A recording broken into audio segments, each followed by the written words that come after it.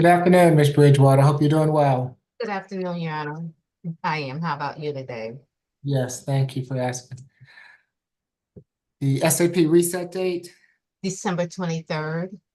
Okay.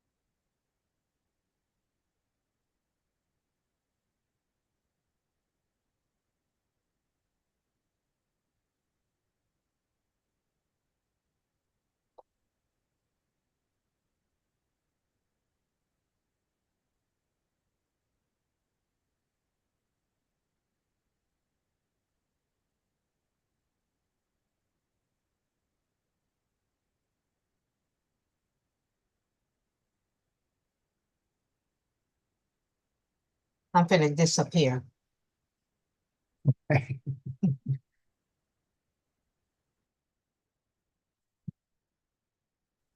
Why did Miss Bridges have to leave when I was coming, Your Honor? Good afternoon, Officer Milton. Good afternoon, Mr. Attorney McLeod. Since we have Attorney McLeod, we can go ahead and, if everybody's ready, start with position 5 and position 20. They are both Attorney McLeod's files. Okay, very good. Miss Bird, have a seat here.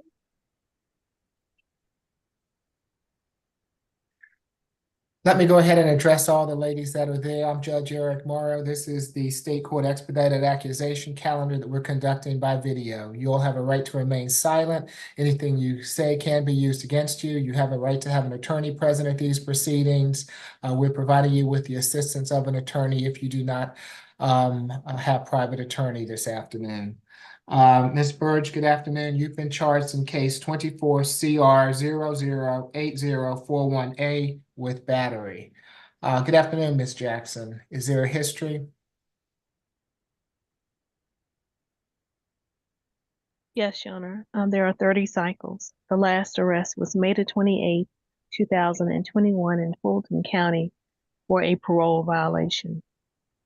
There are felony convictions, one in 2019 out of Cobb County for possession of cocaine, one in 2017 out of Cobb County for entering an automobile and financial transaction card theft, one in 2012 out of DeKalb County for escape, one in 2006 out of Cobb County for possession of controlled substance, one in 2004 out of Florida for possession of cocaine.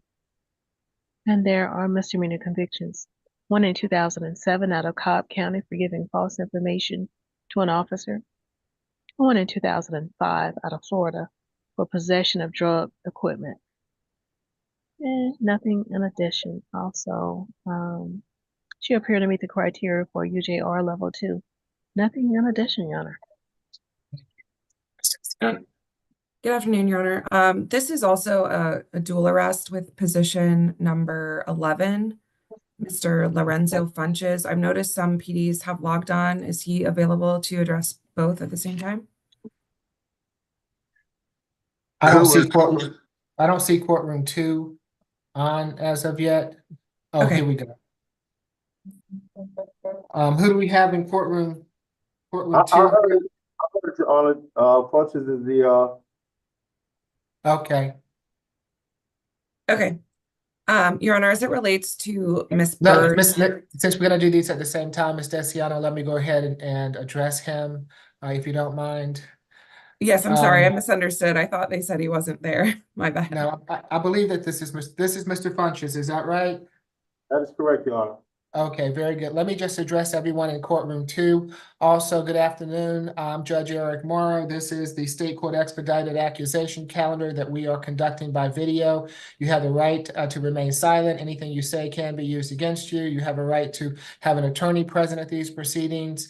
We're providing you with the assistance of a public defender this afternoon if you choose to utilize their services. Mr. Funches, you've been charged in case 24 CR 008040A with battery and simple assault. Is there a history, Ms. Jackson? He has 7 cycles. The last arrest was August the 13th, 2013, out of Fulton County for possession of cocaine. There was no disposition for that arrest. He does have 1 misdemeanor conviction that was in 1996 out of Chatham County, Georgia for deposit account fraud and fraudulent insurance claims. And he appears to meet the criteria for UJR at level 1. Nothing in addition, Your Honor. Okay. Yes, Ms. Sessiano. Your Honor, this incident took place on the 7th of this month at 931 North Avenue Northwest. Officers responded to a dispute with the location. One of the victims in this case is Tiffany Thomas. She advised that she was assaulted by Miss Burge. She stated she was outside of the location speaking with her child's father, whose name is Michael Grimes. And while they were talking, a gray Impala pulls up and Miss Burge gets out and says, "Give me back my wig," and punched her in the face multiple times with an object. The defendant, Lorenzo Funches, was driving the vehicle. He gets out and observes the altercation. He has a gun in his hand pointed down at the ground. We've spoken with Mr. Michael Grimes today. He states that this altercation happened in his presence, and while when the altercation began, he tried to break it up, and that's when Mr. Funches took out his firearm to signal that he should not intervene with the fight between Miss Burge and the victim, Miss Thomas. And Mr. Grimes tells us today that he was scared and that the defendant was going to use the gun against him. And so at that point, he stopped trying to intervene and let the fight carry on. Miss Thomas sustained a black eye. We've been in touch with Mr. Grimes today. He states that he and the victim, Miss Thomas, have a child together. He states that Miss Thomas is still in the hospital for her injuries. She suffered a black eye. And he tells us today that the black eye is pretty severe. She cannot open her eye. And he says that she also cannot walk at this point, and she's still in the hospital. He says that he confirmed the events in the warrant. He did clarify with the firearm and what happened. So before you judge, Miss Burge is charged with the battery for attacking Miss Thomas. Mr. Funches is also charged with the battery, charged as a party to a crime. He drove the defendant to the location. He allowed the fight to continue, and then he brandished a firearm to Mr. Grimes to prevent him from intervening. And Mr. Funches is also charged with the simple assault for brandishing the firearm against Mr. Grimes. So as it relates to Miss Burge, Your Honor, the state's requesting a $2,500 surety, no contact with Tiffany Thomas or Michael Grimes, stay away from the incident location, no weapons, drugs, or alcohol. And as it relates to Mr. Funches, the state's requesting a $2,000 surety on the battery and $8,000 surety on the simple assault, no contact with Michael Grimes or Tiffany Thomas, stay away from the incident location, no weapons, drugs, or alcohol, and specifically no firearms. And we're also asking that the cross defendants not be permitted to have contact with each other.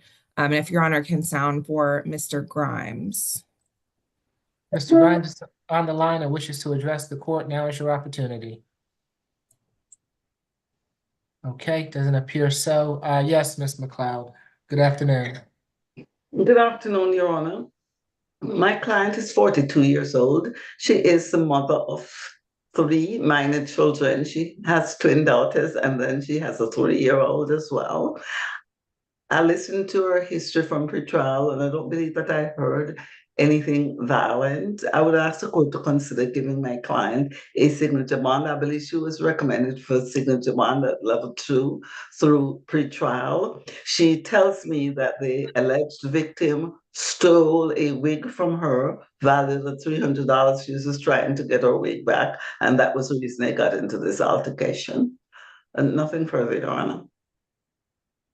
Right, it's going to be a $5,000 signature bond through pretrial level 2. No further contact with Ms. Thomas or Mr. Grimes. Stay away from the North Avenue address. No drugs, alcohol, weapons while out on bond. Good luck to you, Ms. Burge. Thank Mr. you, Your Honor. McCloud, you're welcome, Ms. McLeod. Oh, Your Honor, what was the bond amount? It was a $5,000 signature bond through pretrial. Thank you. Thank you, Your Honor. You're welcome. Mr. McLean. Hoping we're not going to have to go back through this, Mr. Desiano. Mr. McLean, It was just is anyone on from the PD's office? Your Honor, he spoke to Miss Madison. I don't know if she's on yet. he's there. Mr. McLean? If you're trying to talk to me, you're on mute, Mr. McLean. Yo, Miss Madison is not on yet? No, she's not. This is, we have been dealing with Mr. Funches. Is that your client? No, Your Honor. That would be Miss Madison. That's Oh. another, Your Honor. I don't see her on. Can you call her, Mr. McLean? She may not have the link. Let me see what's up. I've got her number. I just sent the Zoom link, Judge. I don't think she may not have been on the original email, so I just sent her the Zoom link. Thank you, Mr. Jordan. Your Honor, we can do Attorney McLeod next client, position 20, Ms. Rogers. Okay.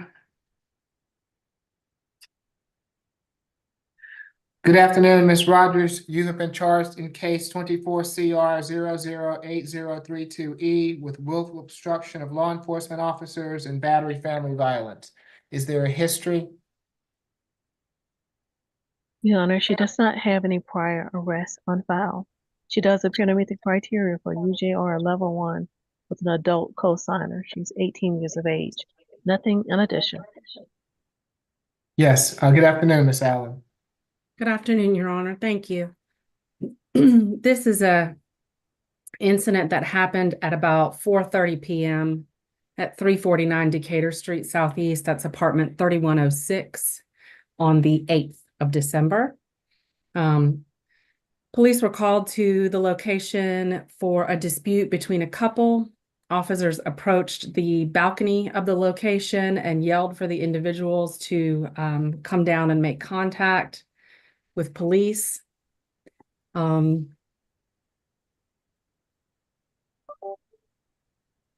The victim in this case is Marcello Kennedy.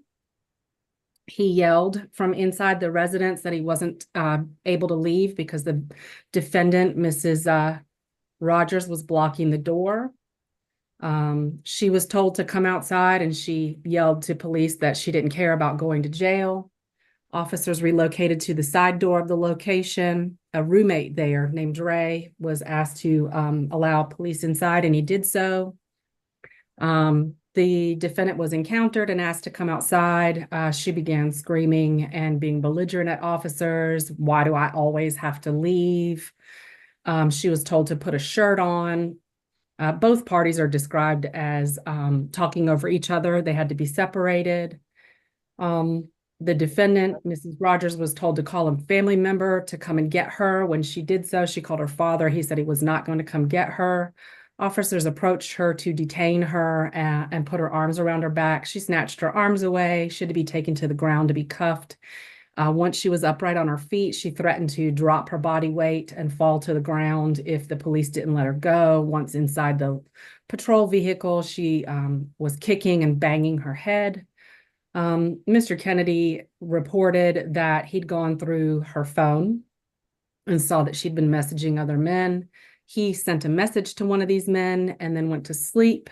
The The defendant woke up and got ready for work, was irritated. He asked her to be quiet. He then tried to go into the closet to play his video games. She prevented him from closing that door. She put her foot in the door. He was grabbed by the hair. Police saw multiple dreadlocks on the ground and bald portions on his head as a result of that. No injuries were seen on the defendant, although she did report that she was assaulted as well. The roommate on scene reported seeing the defendant, Mrs. Rogers, striking the victim and ripping hair from his head. I would tell Your Honor that I reviewed 2 prior police reports from that location in July and September of this year. Both involved violence by the same defendant. So although there's no prior history and this young lady is very young, there's a concern here. We'd be asking for a $3,000 SOB through pretrial, absolutely no contact with the victim in this case, Marcello Kennedy. Stay away from the address, 349 Decatur Street Southeast, apartment 3106.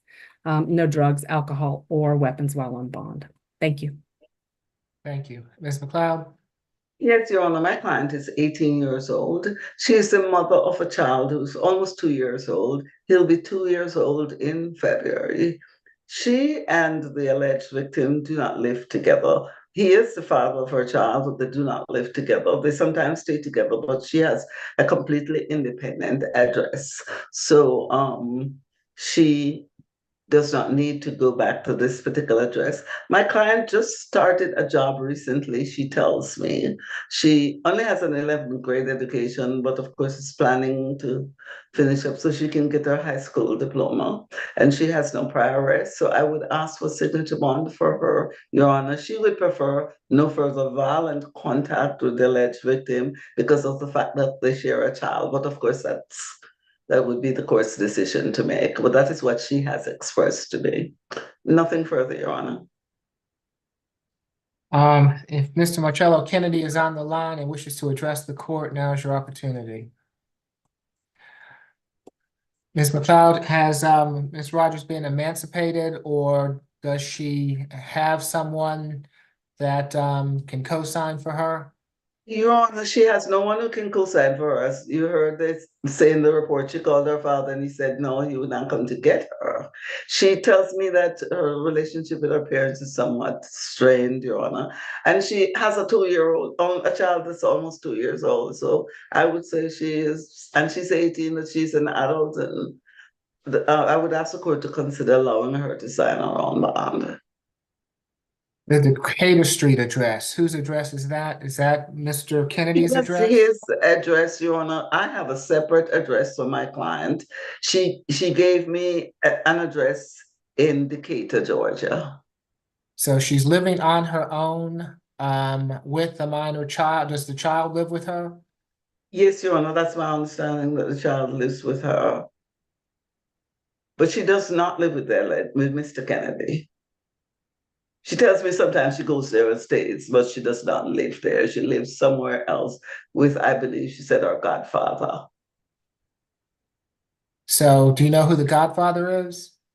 I do not know his name, but I think he was the one that was called to pick her up.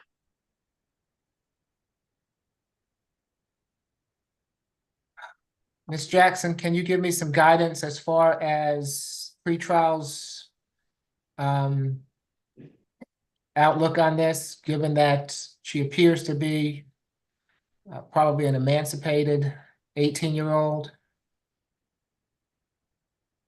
Well, Your Honor, it's totally up to you if you want to waive the cosigner. That's up to you.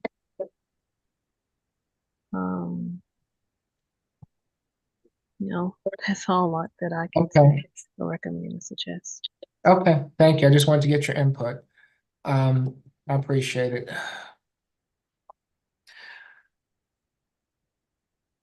All right, it'll be a $3,000 signature bond through pretrial, level 2, 1-day anger awareness, no further contact with Mr. Kennedy, stay away from the Decatur Street address, a third-party transfer of any minor children, no drugs, alcohol, weapons while out on bond, and that will be broken up as 2,000 for the battery, 1,000 for the willful obstruction. And given that she's living on her own, I'm gonna waive the cosigner. Thank you, Your Honor. Okay, good luck to you, Ms. Rogers.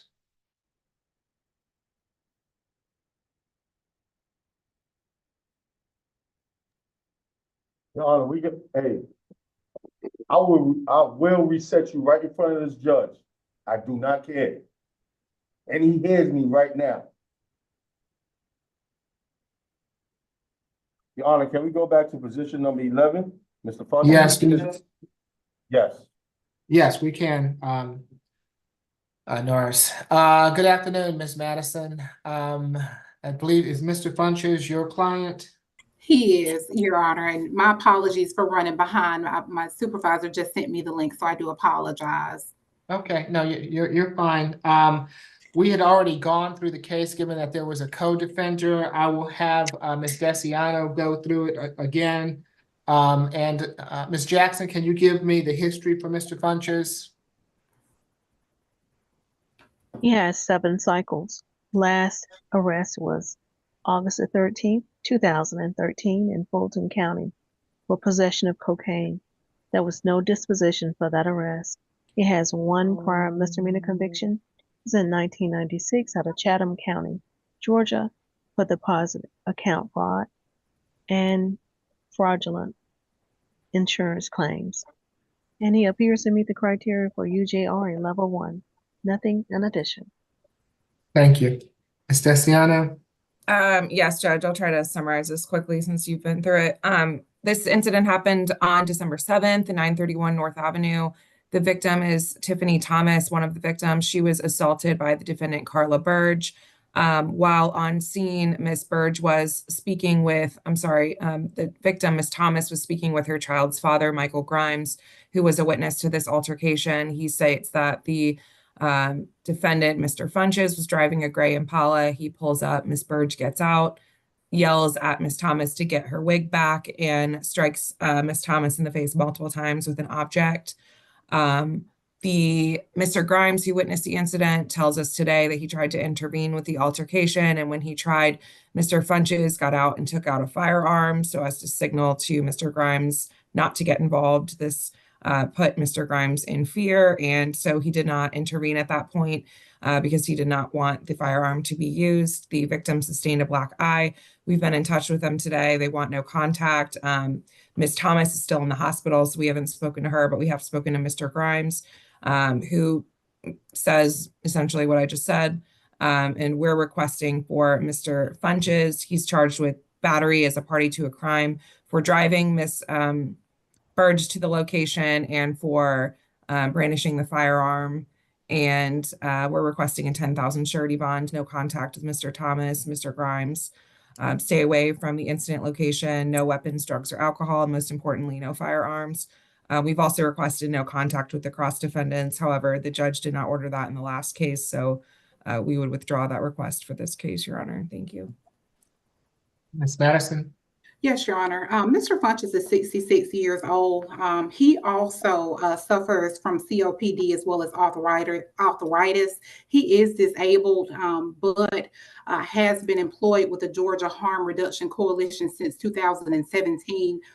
Given his health conditions and the fact that he cannot receive his proper medication while incarcerated at the Fulton County Jail, we are requesting a signature bond.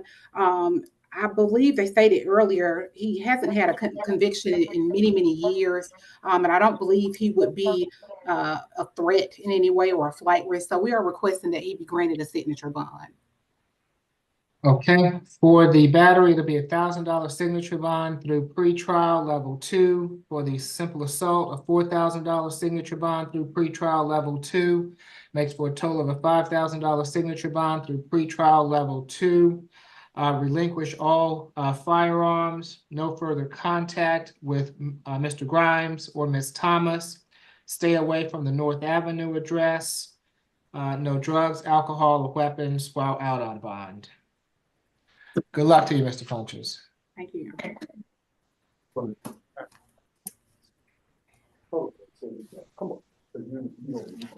Okay, where to next?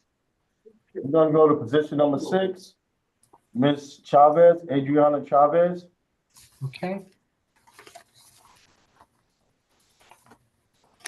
Good afternoon, Ms. Chavez. You have been charged in case 24 CR 008036J, a simple battery against a police officer. Is there a history, Ms. Jackson? Your Honor, she has 2 cycles. The last arrest was June the 11th, 2018 in Nashville, Tennessee for implied consent and driving under the influence. She does have 1 misdemeanor conviction. It's the same that applies to that last arrest. The charges were amended. It was in 2018 out of Tennessee for reckless endangerment. And she does appear to meet the criteria for UJR level 1. Nothing in addition, Your Honor. Your Honor, this incident happened on December 8th at Grady Hospital. The defendant was in custody as it relates to a criminal trespassing matter at the Yibu Beach House at 56 East Andrews Drive. The officer asked her to leave that location multiple times. She did, and then she returned. And when she returned to the location, she was arrested. The officer took her to Grady to medically clear her before taking her to the city jail. She told the officer that she had to use the restroom. He uncuffed her and let her use the restroom. And as she returned back from the restroom, he was guiding her back to her bed to handcuff her to the bed, and she struck him in the face. So we're requesting a 1,000 surety, no further violent contact with the officer, no weapons, drugs, or alcohol. Could you give me the name of the officer, Ms. Desiano? I'm sorry. Yes, Judge. One moment. I believe it's Officer Jones. Hold on.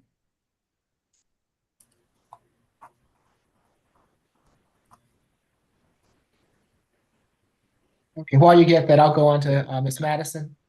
Yes, Your Honor. Ms. Chavez is 33 years old. She is currently employed and has 1 child who's 16 years old, who is dependent on her for income. We are requesting that she be granted a signature bond through pretrial release as well. It's her position that she was actually drugged that night. And so we are requesting that she be granted a signature bond. Okay. And Judge, it's Officer Jones, A. Jones. Okay, thank you. It'll be a $2,000 signature bond through pretrial level 1. No further violent contact with Officer Jones. No drugs, alcohol, weapons while out on bond. Good luck to you, Ms. Chavez. Next, we have position number 9, Ms. Kuhn.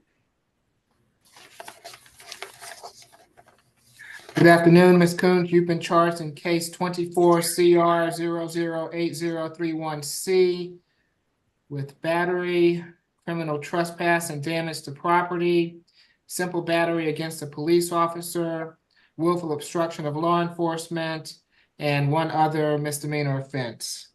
Is there a history, Ms. Jackson? She has 1 prior cycle. The last arrest was August 4th, 2024 in Fulton County for simple assault.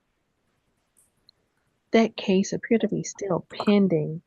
When I attempted to look it up, it was reference to 24 MAGC 04329 and 24 MAGC 04281. She was recommended for UJR level 2, Your Honor. Nothing in addition. And Your Honor, Yes. just to clarify, it looks like the first case from August where she was arrested, she was referred to PAD. So the state did not accuse that. And that was for spitting on someone. This case happened on December 7th at 3300 Roswell Road, which our understanding is the Camden apartment complex in Buckhead. Upon arrival, police made contact with the security guard at that location. His name is John Immel. He advised there was a naked lady pacing in the parking lot. He had tried to talk to her. She was combative and irate. She struck him in the face multiple times. She took his glasses and broke them. The victim was seen to have red-colored bruising on his face. The officer that responded approached her and detained her. She resisted arrest and then also spit in that officer's face. So, Judge, this is her second arrest. We understand the state referred to Pad the first time, but there's clearly something more going on here based on the facts of these case. So we're requesting a 1,000 surety on the battery and the simple battery and a 500 surety on the remaining counts. My math says that should be 3,500 total. No contact with the victims. I'll pull the officer's name. The other guy's name is John Immel. We're also asking for an MHET, no weapons, drugs, or alcohol. And if you can sound for Mr. Immel, and the officer's name is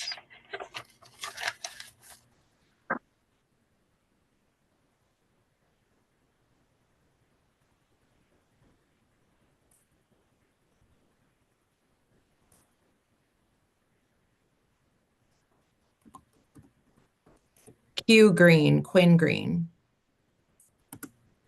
If Mr. Emmel is on the line or Officer Green, and you would like to address the court, now is your opportunity. Doesn't appear so. Ms. Madison? Yes, Your Honor. My client has explained to me that she does have a condition where when she speaks, unfortunately, it causes her to spit at the same time, and that this absolutely in no way was intentional. In fact, that she had actually reached out to law enforcement because she was being attacked by a gentleman inside of her apartment that she met offline. Your Honor, she has very little income at this time, and we are requesting that Your Honor would grant her a signature bond as well through pretrial release. Live at the Rockville Road address, Ms. Desiano, Ms. Madison? I'm unclear of who lives at the Camden apartment. I'm sorry, Your Honor, you went out. What did you say? I'm unclear of who lives at the Camden apartment. I live there. I'm gonna say I don't have any information about if she lives there, Your Honor. The I warrant live just there. states that they were at that location. Yes, Your Honor, and she stated to me that it was her apartment, and she lives there. Okay, and do we know anything about Mr. Emmel as far as whether he lives there or not, or was he just on the scene? He's a security guard, Your Honor. I'm not sure if he lives there, but typically in apartment complex, oftentimes the security does live there. But we can reach out to him and find out. Okay, so he's supposedly a security guard at those apartments. Yes, he works there for sure. Oh, okay, all right.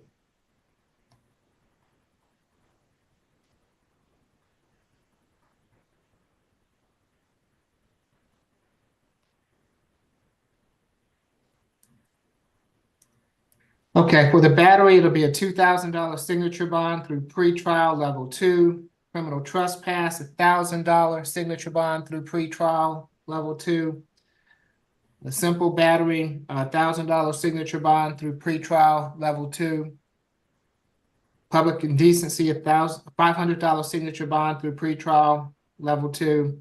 The obstruction, $500 signature bond through pretrial level 2. Makes for a total of a $5,000 signature bond through pretrial level 2. No further contact with Mr. Emmel. No further violent contact with Officer Green. I'm not going to keep her from the apartment complex, but she can't have any contact with Mr. Emmel. No drugs, alcohol, weapons while out on bond. Good luck to you, Ms. Coons. Hey, Maureen. Yeah. Your Honor, what was that breakdown again? 2, 1, 1, 500, 500. Thank you. Next is going to be position number 21, Ms. Taylor.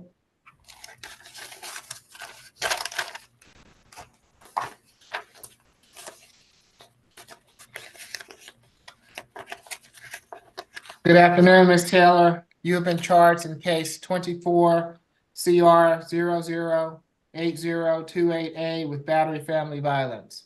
Is there a history, Ms. Jackson?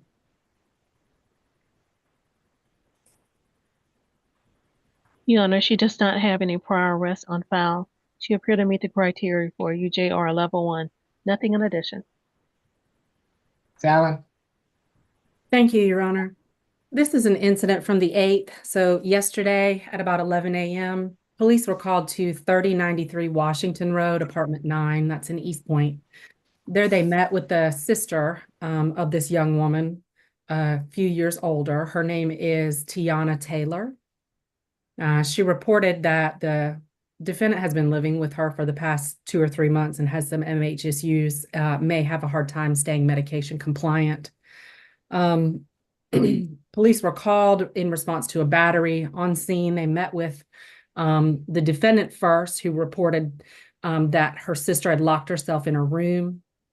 The defendant in front of you was seen to have an injury on her finger. She said she had tried to open the bedroom door to get to her sister by using a knife and had injured herself. Police knocked on the bedroom door where the victim was inside, Tiana Taylor.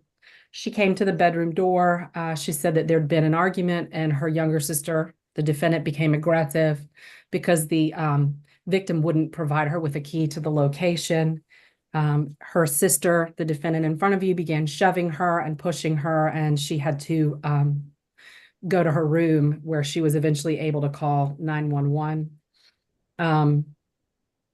The victim reported that she's got scratches on her, that this is not the first time her sister has been violent towards her, but the first time she's called police, that she has tried to be helpful to the defendant, but that has been unsuccessful. And at this point, she wants no contact and for her to stay away from the location.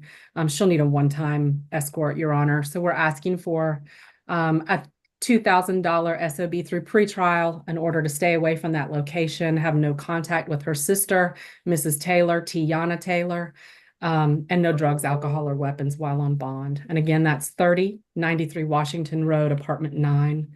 And Your Honor, we did speak with her sister today. If you would sound from Mrs. Taylor, Tiana Taylor, thank you.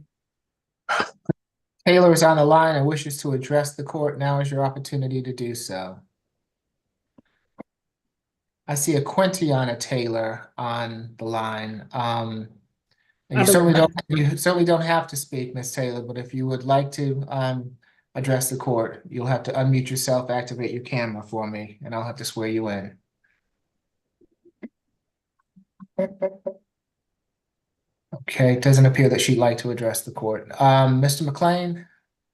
Your Honor, certainly there's no objection to the signature bond as to who has to leave unless my client is paying the rent. Then my client's 22, she's grown up, she'll find a place to stay.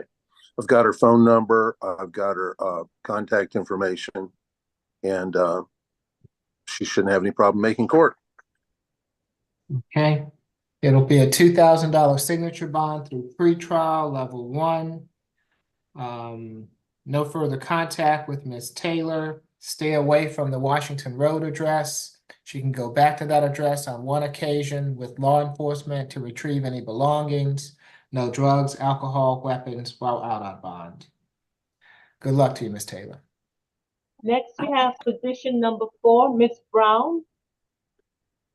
Good afternoon, Ms. Brown. You have been charged in case 24 CR 008043G with simple assault. Is there a history, Ms. Jackson? She has 3 cycles.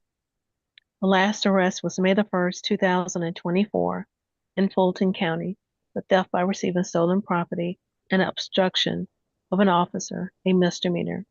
That case appeared to be still pending, Your Honor. That case number is 24 PI 003040. There are no convictions listed in the GCIC. She does appear to meet the criteria for UJR a level 2 with an adult cosigner. She's 18 years of age. Nothing in addition. Thank you. Stasiana? Your Honor, this incident took place on December 7th at the WNB Factory, which is a restaurant at 3655 Marketplace Boulevard in East Point. Officers responded to a dispute at the location. When they arrived, they made contact with the victim, Ladrea Alums. She was a customer at the location. She stated she was at the register. The defendant was taking her order. She placed an order and she asked if the order came with fries and a drink. The defendant responded that if you didn't order it, it's not included. At that point, the victim then asked for a refund, and the defendant refused to issue the refund and said, "You can either get your food or I'll beat your ass." And also told her that she has this piece on her, meaning a gun, and you don't want to play with that. And at some point during this dispute, she brandishes the firearm and points it at the ground, continues to argue with the defendant. The defendant then asked her to step outside, and the victim called 911 at that point. The police spoke to the defendant, who stated that, in her opinion, the victim was being disrespectful to her while she was ordering food, and that unless it was the police or her parents, that no one was going to talk to her like that. So yeah, she did brandish her firearm to try to scare her. We have not been in touch with Miss Alums, however you say that today. We are requesting a 10,000 surety, Your Honor, no contact, stay away, no weapons, drugs, or alcohol. And I'd also point out that, as pretrial stated, she does have an open felony matter. And oftentimes conditions of bond is that you can't have a firearm. So she may be in violation of that as well. And if you can stop for the victim, Your Honor, thank you. If Ms. Alums is on the line and wishes to address the court, now is your opportunity. So, Ms. Desiano, Yes.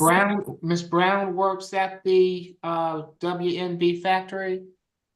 Well, Judge, I'm not sure if she still has a job there, but she was the employee at the time of this incident 2 days ago. Yes, she works there. But we are Ms. requesting. Alums was a I'm sorry. customer. Yes, Ms. Alums was a customer, Your Honor. Okay. And what were you going to say? I'm sorry. I was just saying we are requesting a stay away just based on the allegations of what happened, and that this dispute escalated very dramatically from her taking a customer's order. We think it's a safety issue, and perhaps the defense can weigh in if she still has a job or not. Okay. Yes, Ms. Madison. Yes, Your Honor. It's my understanding that she does still have a job after speaking with her just earlier this morning. But she is 18 years old, Your Honor. She has a 10th grade education and is intending to go back to school to finish out her education, Your Honor. She lives in Atlanta, has lived here basically her entire life, and we're requesting that she be granted a signature bond. She has very little income, Your Honor. So we're hoping that you would consider granting her a signature bond. If she's not granted one, Your Honor, it would be very difficult for her to get out of jail, finish her education, and help with the defense of her case. So we're hoping that you will consider granting her a signature bond. Who does she live with? I mean, she's 18. Is she living on her own? I believe she does live with her parents. And my apologies, Your Honor, I didn't get the chance to ask her that question. I knew she was 18, so I didn't ask her. I do apologize. Okay, well, I'm not going to, if she's living with her parents, then I'll need for one of them to be willing to be a co-signer through pretrial. Okay. But I need a name. So if we don't have a name, she's not going to be able to get out until a name is provided. So would it be possible to be placed in a breakout room at some point today with her, Your Honor? Yes, that'll be, or you can call to, so let me, And I do have an address for her, a good address and phone number. I don't have a parent's name. My apologies. No, that's fine. But I will, she's not going to be able to be released from custody until she gets a co-signer that's of age. So it will be a $5,000 signature bond through pretrial level 2. If she still has a job, then she can go back to the WNB factory. If she doesn't work there, then she's going to have to stay away from that location. No further contact with Ms. Alums. Relinquish all firearms. No drugs, alcohol, weapons while out on bond. And she will need an adult co-signer, so at some point during the hearing, I'll allow you to talk with her, and if she can provide that name, we'll put it on the order. Thank you, Your Honor. All right, good luck to you, Ms. Brown.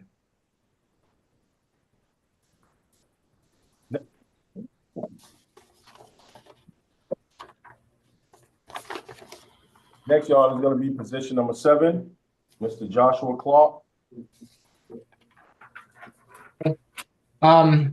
Ms. Bridgewater, Yes, sir. I initially thought you said December 23rd for the reset date. Is it the 24th? Wait, let me just look. Hold on, let me look at my calendar. I could be rushing Christmas. Hold on. Or I don't know if we have. I don't think we have calendar. SAP on Christmas Eve. Right. I think it's only Thursday that week. Absolutely right. Mr. Jordan. Okay, he stepped away. I'll So, get Judge, that. we are doing court on the 24th. I'm sorry.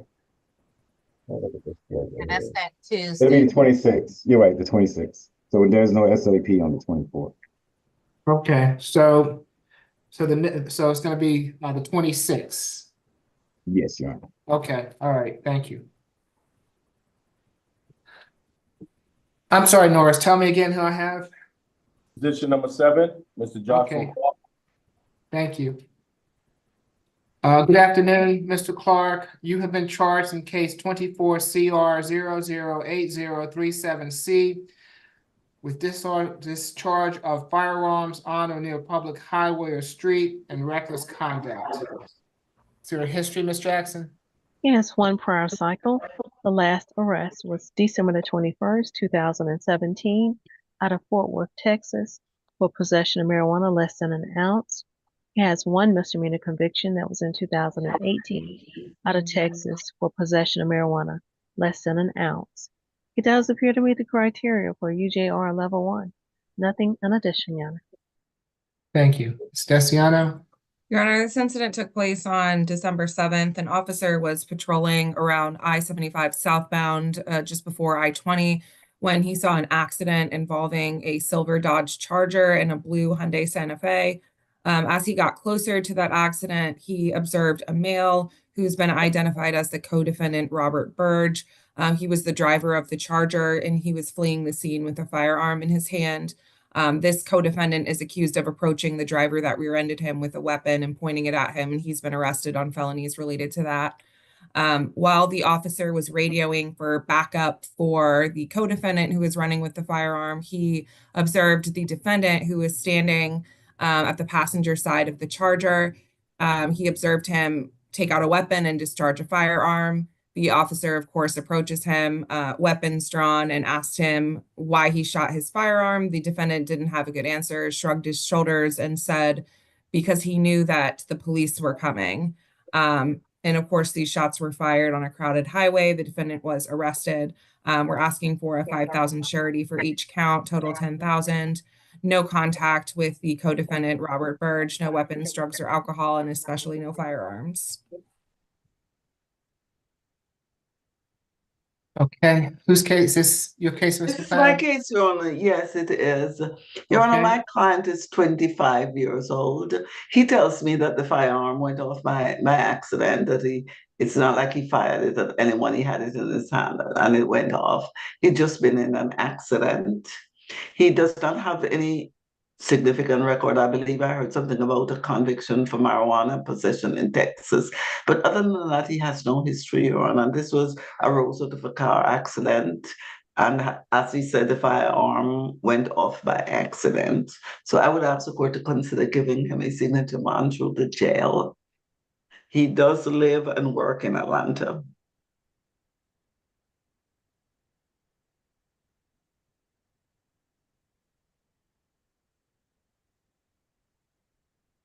Did you guys see the chat? Yes, I did, Norris. Thank you. Ms. Stesiano, there's Mr. Judge, Clark. I didn't have any Texas history, but sometimes that happens. So I didn't say anything in candor because sometimes we don't have the out-of-state histories by SEA, but I only have the Georgia history showing it's his first arrest. No history in Texas. He did tell me that this was his first arrest. Okay.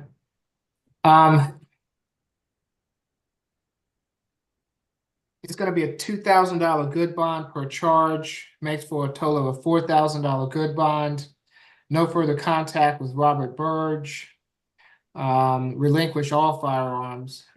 No drugs, alcohol, or weapons while out on bond. Good luck to you, Mr. Clark. Thank you, Your Honor. Your Honor, that was a $4,000. $4,000 good bond, yes. Thank you. Next, we have position 19, Ms. Ridley.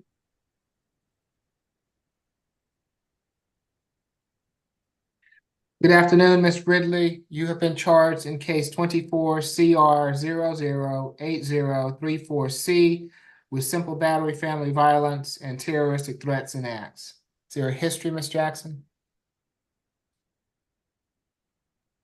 Yes, Your Honor. She does not have any prior arrests on file. She does appear to meet the criteria for UJ or through the jail. Nothing in addition. Thank you. Ms. Allen? Thank you, Your Honor. This is an incident that occurred on the 7th of December at about 11:30 in the morning. Police were called to 5617 Waverly Park Drive. That's in South Fulton. There they encountered the victim in this case. Harold Ballard is the son of the defendant, as well as his current boyfriend and someone else who lives at the residence, a witness named Miss Pipkin. It's reported that the police were called after the defendant in front of you, mom, got into an argument with her son. She was seen by the witness grabbing him by his shirt and swinging her arms at him to strike him. He retreated to his bedroom. She went and then retrieved a firearm, a .380. She went to his door, knocked on the door. When the door was opened, she stated, "This will make you move faster," as a threat to him while holding that firearm at her side. That was also corroborated by witnesses on scene. Your Honor, the request in this case is, I guess we need some clarification about whose address it is, but we did speak to the victim today. He reported that his boyfriend lives there, that they do not live there, but that there's been violence in the past. And so we're not asking for a stay away order. We're just asking for no contact and no drugs, alcohol, or weapons while on bond. And that would be an SOB through pretrial. And if you would sound for Mr. Harold Ballard. Mr. Ballard's on the line and wishes to address the court. Now is your opportunity. Doesn't appear so. Mr. McLean, is this your case? Yes, Your Honor. Excellent signature bond. Okay, and do you have any, so the Waverly Park address, she's going to be able to find someplace else to reside? Well, I spoke to her mother. I think the family will figure out some resources. Who is Hello? Miss? I'm sorry. Yes, ma'am. Who are you? That's my daughter. Okay, and your name is Miss Evans? Yes. Okay, Miss Evans, if you would like to address the court, I need for you to raise your right hand for me. Do you swear or affirm the testimony you're about to give before this court be the truth, the whole truth, and nothing but the truth? I do. Okay. All right, you can put your hand down. Now, who is Mr. Ballard to you? My grandson. Okay, and Mr. Ballard is Miss Ridley's son. Yes. And do you live, is the Waverly Park address, is that your address? Yes. Okay, what else did you want to tell me? The reason my daughter had gave him a chance and he said he was gonna leave. After the extension was over with, he laughed and said he wasn't going nowhere because she had to go and get paperwork to get him out of her house. That's her house. She the one paying the bill. He the one laughing and joking because he don't want to leave. And he threatened me. That's why my daughter told him she can get him out of there. But she didn't point no gun at him. And he threatened her on the phone while the 911 people was on the phone. He left the house, came back in, and told him what he was going to do to her. And then told me, Grandmama, you need to shut up, and told me what he was going to do to me. So is he And still living there? Is he still living there, Miss Evans? excuse me? Is Mr. Ballard still living at the Waverly Park address? Yes. Okay, so you're gonna have to properly Have a evict. order of protection against Chris Curtis, Curtis. the boyfriend, because he threatened me. So I had an order of protection against him. I did that today. Whose boyfriend is Curtis? So, Your Honor, the victim in this case, Mr. Harold Ballard, his boyfriend Curtis Johnson, is living at that Okay. location. Okay, thank you. Mhm. So Miss Evans, you're gonna if they're living there, you're gonna have to have them evicted, okay? So that's what you, all right, so you're gonna have to have them evicted. So, but your daughter is not gonna be able to live there until they're evicted. I'm gonna It's her allow daughter. her. And the real, you see this? My daughter takes care of me. I understand, Miss Evans, but listen to me, okay? If they are lit, they have to be evicted, okay? So they can stay there until they're evicted. And she's What not gonna about with be, my protection order? well, I'm looking up right now. Was that in Fulton County, Mrs. Evans? Yes. You said it was going to send me the paperwork through my phone. And the judge signed it.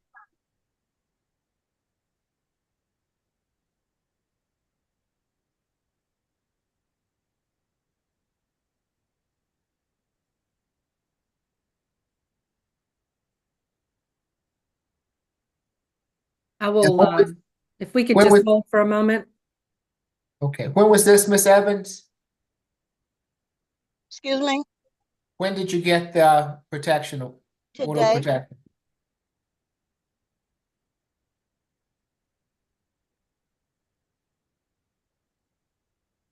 The judge said he'll send me a notification through my phone.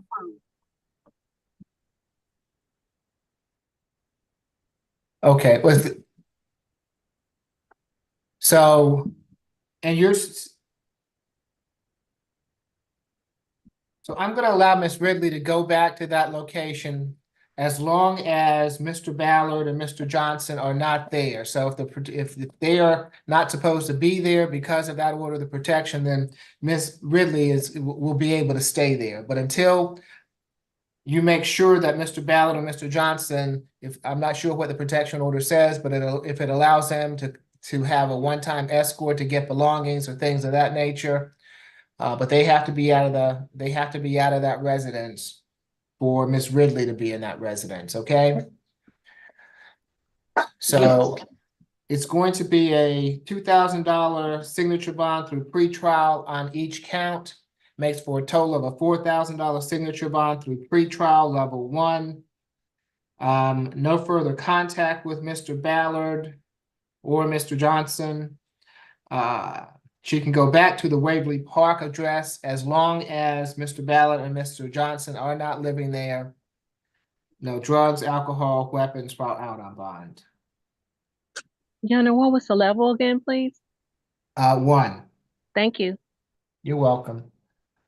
All right, good luck to you all. Next, Your Honor, is going to be position number 8, Mr. Aaron Coleman. Okay. Good afternoon, Mr. Coleman. You have been charged in case 24 CR 008035B with simple battery against a person who is 65 years or older or who was pregnant at the time of the offense. Is there a history, Ms. Jackson? Yes, Your Honor. There are 9 cycles. The last arrest was August the 18th, 2022, for 2 counts of aggravated assault and disorderly conduct and obstruction of an officer. There was no disposition for that arrest. There are misdemeanor convictions. One in 2024 out of Virginia for assault and battery. one in 2020 out of Virginia for criminal trespassing.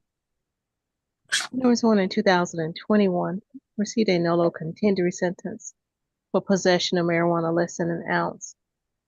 There was one in 2018 out of Virginia for larceny. And he does appear to meet the criteria for a UJR level 1. Nothing in addition, Your Honor. Stesiano? Your Honor, this incident happened on December 6th at the Rice Street Jail. The defendant was in the intake area. There was another inmate who was there who's 72 years of age. His name is Walter Henderson.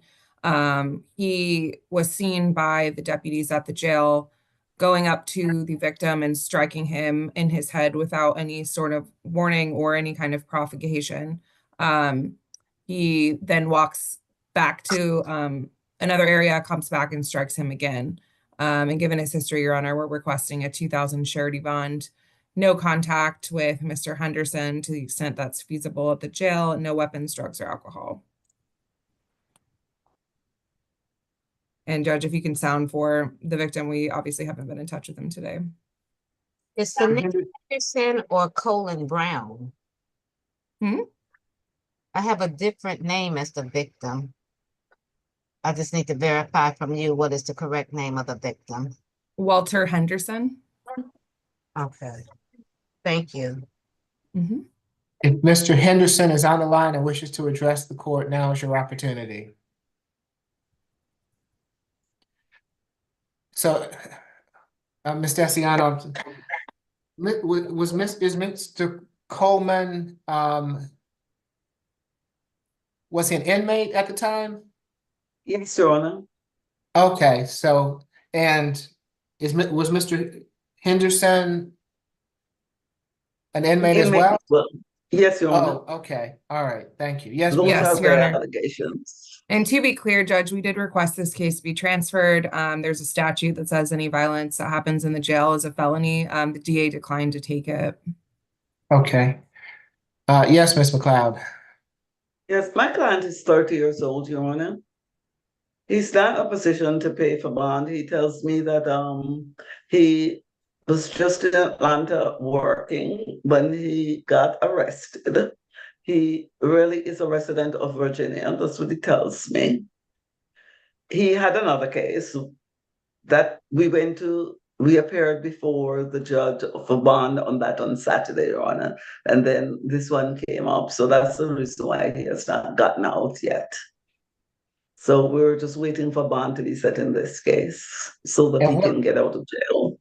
What was Saturday? What was the charge and what was the bond?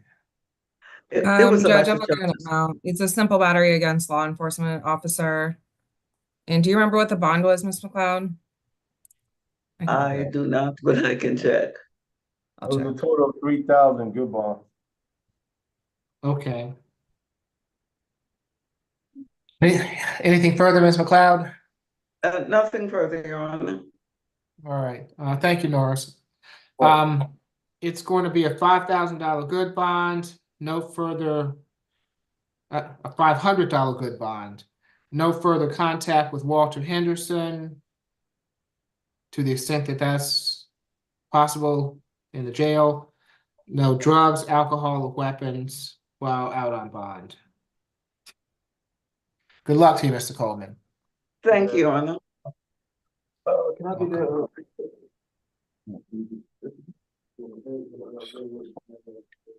Your Honor, we're gonna go to the add-on calendar, and this is gonna be add-on number 1. Yep, y'all serious? It's gonna be add-on number 1. Okay.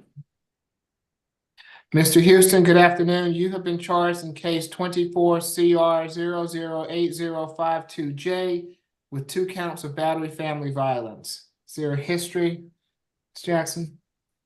Your Honor, he does not have any prior adult history on file. He does appear to meet the criteria for UJR level 1 with a parental cosigner. He's 17 years of age. Nothing in addition. Thank you. Ms. Allen? Thank you, Your Honor.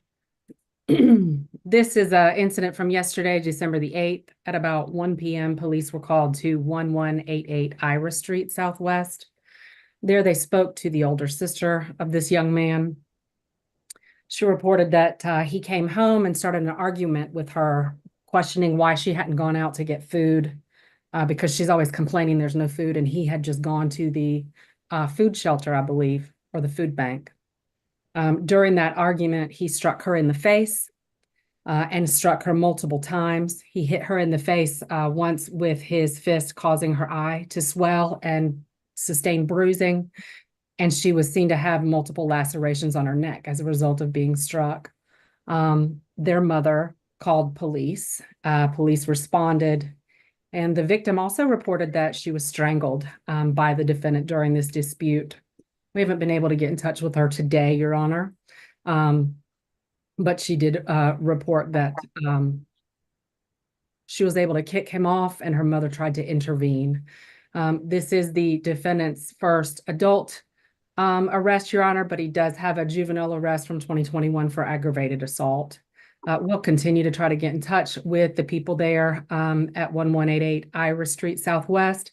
But at this time, we'd be asking for a $2,000 SOB through pretrial. Absolutely no contact with Shaquan Houston, SHAQUAN. And if you'd I'm sound right here. for her, Shaquan is right here. if you would sound for her, thank you. And I guess we would need an adult cosigner. Thank you. Okay. So, let's see, who do we have there? That's Shaquan. Okay, and Shaquan is the sister of Mr. Houston? Mm-hmm. Yes. Okay, and who else is there with you? My mom. I'm his Okay. mother. Okay, come into the frame for me. What's your name, ma'am? Keisha Houston. Can you see me okay? Yes, I can see you fine, Miss Houston. Thank you. Can you raise your right hand? Can you both raise your right hands for me? Do you swear or affirm the testimony you're about to give before this court be the truth, the whole truth, and nothing but the truth? Yes, sir. Okay, so y'all can put your hands down. Yes, ma'am. What would you like to tell me about this? But like I said, I'm his mother, and they had a dispute. They did get the fight, but I don't know where that part come from that her eye started swelling and bruising. Her eye is not swollen and her eye is not bruised, and she does not have any scratches. She has a little scratch, but that's it. It was a dispute about, it's a church up the street from my house. So he went with my mother, which is his grandmother, to go get the food boxes, etc. So he got mad because she didn't get up and go. So she came downstairs to help put the stuff up, and she was grabbing something out the box. So I woke up, they arguing, and I come back upstairs. My mother was like, okay, they fighting. So they had a little fight or whatever. He did punch her, and that's about as far as it went. But all the bruising in her eye and all that, I don't know who said that and who put that in the report, because as you see, her eye is not bruised or scratched. Okay, now you call the police? Yes. Why'd you call the police? To calm the situation down. But when the officer got to talking to him, he said the honest to God truth. The officer asked him what happened. He said what happened.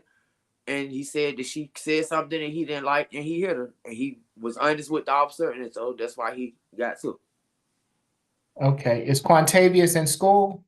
He's currently doing his practice test for his GED. Once he finished the practice test, he can go ahead and do the real test. Okay, so he's getting his GED? Yes, sir. And aside from getting his GED, does he work? He does like lawn work for people around the neighborhood when they need their grass and stuff, cutting their leaves and stuff. But other than that, that's all it was, a dispute between a brother and a sister, but which it went kind of too far, So, but that's not a regular thing, and he's not a violent person. He doesn't have to. They get along very well. They just had their ups and downs because it's just us. Okay, and so y'all are not afraid of him? No. And you want him back in the household? Of course we do, and he has a younger brother as well. Okay, and can you spell your name for me, ma'am? Kecia. Say it again for me. Kecia. Okay, and the last name's Houston? Yes, sir. Okay, you understand, Miss Houston, that you're gonna have to sign him out through pretrial. Are you willing to do that? Yes. Okay, and let me speak to Shaquan, please. Shaquan, you're not afraid of your brother? No. And you want him back in the household? Yeah. Yes. Has this ever happened before? We always, how brothers and sisters, we just get in, little altercations and stuff. But other than that, we good. Okay, well, I understand altercations from time to time, but I don't understand altercations to the extent that the police Yeah, have to be but that one called. got out of hand. Oh, well, all right. Okay, thank you both for being here. Thank you. Your Honor, if I might inquire, Shaquan, can we see your face? We can only see the top of your head. I'm good. Okay. And have you spoken to your brother since he was arrested? Nah, he called, but he only talked to my little brother, Okay. and that's it. And did he apologize after hitting you? Nah, he just wanted to talk to my little brother, and that's it. Okay. How's your little brother? 15. Yeah. Okay. And you live at home? But I how don't be old are here all you? the time. I'm 20. You're 20? Yes. And did you have any children there in the home? No. Okay. Okay. Thank you. You're welcome. All right, yes, Miss Madison. Yes, Your Honor. So we are requesting that he be granted a signature bond and his mother be allowed to sign him out through pretrial release. After speaking with both her and Miss Shaquan earlier today, they stated that they were not in fear in any type of way, shape, or form. So we were hoping that you would consider that, Your Honor. Okay, for each count, it'll be $1,000 signature bond through pretrial level 1, makes for a total of a $2,000 signature bond through pretrial level 1. No further violent contact with Shaquan Houston, adult co-signer of Miss Keisha Houston. He is to continue to get his GED. He is to have a curfew to be in by 10 p.m. and stay in until 6 a.m. No drugs, alcohol, weapons while out on bond. Yes, Ms. Jackson. Is this going to be a parental cosigner since he's 17 years old, or are you just doing an adult cosigner? It's parental cosigner, it's his mother. Thank you. Okay. All right. Good luck to you all. Next, Your Honor, on the add-on calendar is gonna be add-on number 2, Mr. McGirt.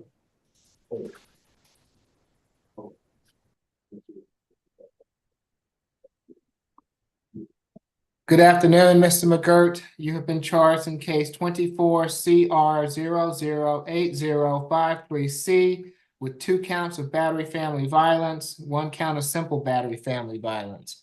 Is there a history, Ms. Jackson? He has 4 cycles. The last arrest was October the 9th, 2023 in DeKalb County for possession of marijuana with the intent to distribute and obstruction of an officer, a misdemeanor. That charge appeared to be still pending, Your Honor. He does have 1 misdemeanor sentence in 2024 out of DeKalb County. He received a no low contendory sentence for disorderly conduct. Nothing in addition, Your Honor. Ms. Allen? Thank you, Your Honor. This is an incident that occurred on October the 29th of 2024. So there's been a warrant outstanding. This was an initial report and follow-up by a domestic violence investigator. Police were called to 201 Maury, Moury, Avenue Southwest, apartment 4104. There they spoke to the victim, Jaylah, Jaylah, Hampton. She reported that she and the defendant share an infant, that during an argument, he struck her repeatedly. He headbutted her and then he strangled her. This all happened inside of her apartment. She had visible injuries, including bruising to her eye. Police followed up with her the following month and she identified the defendant. We've been in touch with her this morning. She reports that they're not in a relationship and don't live together, but they do share a child. She said that this incident did happen as we reported in the documents. that the defendant had his hand around the back of her neck, like a choke hold or like a wrestling hold, applying pressure. She thinks it lasted for between 4 and 5 minutes, and she had a difficult time breathing. She felt like the defendant was going to kill her. She also said this is not the first time he's been violent towards her, included an incident in DeKalb when she was pregnant. She also says she had to call the police this Saturday because he was getting angry and yelling at her. The police came out, and that's when they arrested him on this warrant. Your Honor, I pulled the 3 active cases with bond orders that this defendant has out of DeKalb County. All 3 of them are against this young woman, and all 3 of them order him to have no contact with her. Although she did report when we spoke to her that this is not the first time that he's been violent with her and that she was afraid he was going to kill her when he strangled her in October, she also said she's not in fear of him and wants to continue contact, and she'll be on the Zoom today. So if you would sound for Mrs. Hampton when it's time, that would be appropriate. Based on the 3 open cases out of DeKalb County that all say stay away, absolutely, directly or indirectly, by person, telephone, from the person of their home, their job, and the school of Mrs. Hampton. Those are dated July of 2024, September of 2023, and March of 2023, Your Honor. All 3 open cases. We're asking for a $6,000 surety, no contact whatsoever. With Mrs. Hampton, stay away from that location. Again, that's 201 Maury Avenue, if that's where she's continuing to live. And no drugs, alcohol, or weapons while on bond. Thank you. Okay. Ms. Hampton, I see you there. If you wish to address the court, now is your opportunity to do so. I need for you to unmute yourself, activate your camera, and I'll have to swear you in. No, I don't have nothing to say, Your Honor. Okay, thank you, ma'am. You're welcome. Yes, Mr. McLean. Your Honor, my 22-year-old client is a high school graduate at Youth Challenge Academy. He works forklift work. He drives a forklift to the warehouse. He's also worked construction, also a job at Coca-Cola as a stage technician. They put up, sounds like advertising, sounds like, making advertisements or something, that he puts things on the stage, and so he's called a stage technician. And so that's creative artistic work, Your Honor. The allegations are from October the 29th. The detective was issuing the warrant by November the 13th. And so the timing is, as the state said. Your Honor, we would ask the court to consider as low a bond as possible, even if that includes a signature bond. That would be best for him. And I don't know if that's possible. I don't know if the court would lean in that direction at all. But if the court could, considering the lack of convictions primarily, Your Honor. We realize we're coming from behind the 8 ball on the business about doing what you're supposed to do on other courts' orders. And he and I had an extensive discussion, Your Honor, about no smoke signals, no discussion of each other on social media, much less any actual contact. So I don't know if he understood before from other courts, but he understands now. Okay, so for each of the batteries, it'll be a $1,500 good bond. For the simple battery, it'll be a $1,000 good bond. Makes for a total of a $4,000 good bond. No further contact with Ms. Hampton. Stay away from the Maury Avenue address. No drugs, alcohol, weapons while out on bond. Mr. McGirt, no contact means absolutely no contact. No physical contact, obviously. No phone contact, no social media contact, no contact whatsoever. If I find that you've been in contact with Ms. Hampton, then this bond will be withdrawn and you'll be right back where you're supposed to be. Ms. Hampton, if you're still listening to me, you allowing Mr. McGirt is not going to be helpful to him if you allow him to have contact with you. because that will put him in jeopardy as well. So there is to be no contact between you two until this is sorted out. All right, good luck to you, Mr. McGirt. Judge, Yes, sir. we share a child together. He just turned 1 year old. Okay, is he legitimated? No, sir. Okay, well, if you get him or her legitimated and you want to have some type of visitation, then I will consider modifying this bond, but you need to go ahead and get that done, okay? Sir. All right, good luck to you, Mr. McGirt.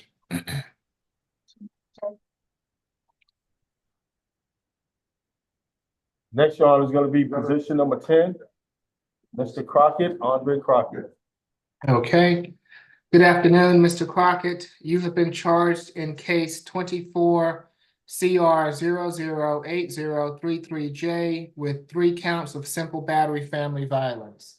Is there a history, Ms. Jackson? Yes, he had 7 cycles, Your Honor. The last arrest was June the 21st, 2024 in Clayton County for driving while license suspended or revoked. That case appeared to be still pending, Your Honor. In addition to that, he appears to have an open case pending in Russell County, Alabama, for driving under the influence of alcohol. He does have misdemeanor convictions, one in 2019 out of Clayton County for possession of marijuana less than an ounce, one in 2015 out of Muscogee County, Georgia, for DUI, one in 2013 out of Muscogee County, Georgia, for a non-fingerprintable offense. And he appears to meet the criteria for UJR level 2. Nothing in addition, Your Honor. Thank you. Ms. Desiano? Your Honor, this incident took place on December 8th. The officers were dispatched to 7624 Avalon Boulevard for a domestic dispute. The victim is Nicole Gamble. She's lived with the defendant for several years. There was an argument about the defendant moving out. Apparently, he frequently says he's moving and never does. The victim advised that she was pushed during this argument and eventually gave the defendant $100 for him to leave because he said he had no money and he had nowhere to go. So she gave him some money to try to get him to leave. He leaves for a period of time. She tries to lock him out. He comes back to the residence and overpowers her when she's trying to keep him out of the residence. And she claims that the defendant began choking her. And at some point during the second part of the altercation, the defendant's on camera slapping the defendant. We've been in touch with Miss Gamble today. She states that they live together. They're no longer in a relationship. However, they have no children. She confirmed the events in the warrant. She states that the defendant grabbed her neck and put her against the wall and started applying pressure. She rated the defendant's grip a 6. She states that he would have his hand around her neck several times for a few seconds at a time, then let go, then grab it again. She states that she had a difficult time breathing. She was gasping for air.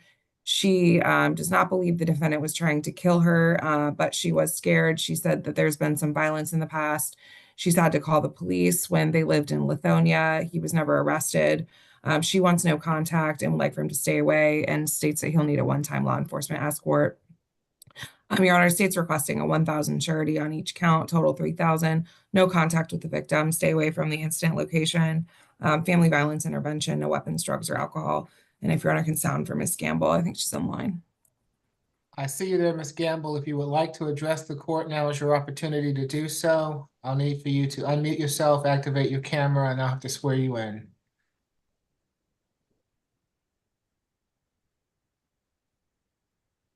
Okay, it appears that Ms. Gamble would not like to address the court this afternoon. Ms. Madison? Yes, Your Honor. Mr. Crockett has been employed at Griffin Foods for 2.5 years. He does have children. They are adult children. And it's his position that essentially what the state is suggesting he did, that he didn't actually do. He is requesting a signature bond for this case. He doesn't have a whole lot of income, Your Honor. If the bond were to be $3,000 total surety, he wouldn't be able to post that bond, Your Honor. So we are requesting that he be granted a signature bond. Okay, for each charge, it'll be $1,000 signature bond through pretrial level 2. Makes for a total of a $3,000 signature bond through pretrial level 2. 1-day anger awareness, no further contact with Ms. Gamble. Stay away from the Avalon Boulevard address. He can go back to that address on one occasion with law enforcement to retrieve any belongings. No drugs, alcohol, weapons while out on bond. Good luck to you, Mr. Crockett. Thank you. You're welcome. Your Honor, we're gonna go to position number 1, Mr. Travis Barber. Okay.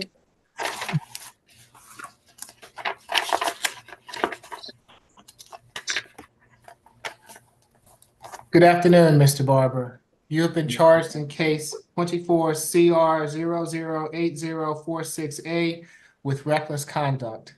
Is there a history, Ms. Jackson? He has 5 cycles. The last arrest was August the 7th, 2021 in Fulton County for battery. There was no disposition for that arrest, and there are no convictions listed in the GCIC. He appears to meet the criteria for UJR level 1. Nothing in addition, Your Honor. Thank you. Stasiano? Judge, this incident happened on December 5th. Officers responded to 1372 Cleveland Avenue in East Point regarding shots fired. Upon arrival, they made contact with the owner of that apartment, or the leaseor rather, the tenant, Tevin Joseph. He stated that he heard gunshots, he felt vibrations in the floor, and he became concerned, so he called the police. The officers went to the apartment below the victim and made contact with the defendant, who told the officers that he had heard a gunshot. He heard a bang noise and saw a flash of light on his ceiling, and that he responded by firing 2 shots at the ceiling. We haven't been in touch with Mr. Joseph today, Your Honor. We're requesting a $10,000 surety. No contact. Stay away from the victim's apartment. No weapons, drugs, or alcohol. No firearms. And if you can sound for Mr. Joseph. Mr. Joseph is on the line and wishes to address the court. Now is your opportunity to do so. Yes, Ms. Madison. Yes, Your Honor. Mr. Barber is actually on disability at this time. He has congestive heart failure and is unable to get his meds while he is currently incarcerated. We are requesting that he be granted a signature bond for his case. Okay. It's going to be a $10,000 signature bond through pretrial level 1. Relinquish all firearms, no further contact with Mr. Joseph, and no drugs, alcohol, weapons while out on bond. Good luck to you, Mr. Barber.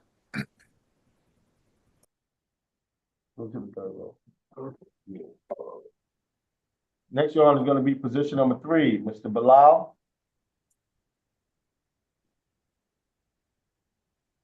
Good afternoon, Mr. Bilal. You've been charged in case 24 CR 008045A with reckless conduct. Is there a history, Ms. Jackson? Yes, Your Honor, there's 1 prior cycle. The last arrest was October the 13th, 2019 in Fulton County for simple battery. There was no disposition for that arrest. He does appear to meet the criteria for UJR through the jail. Nothing in addition, Your Honor.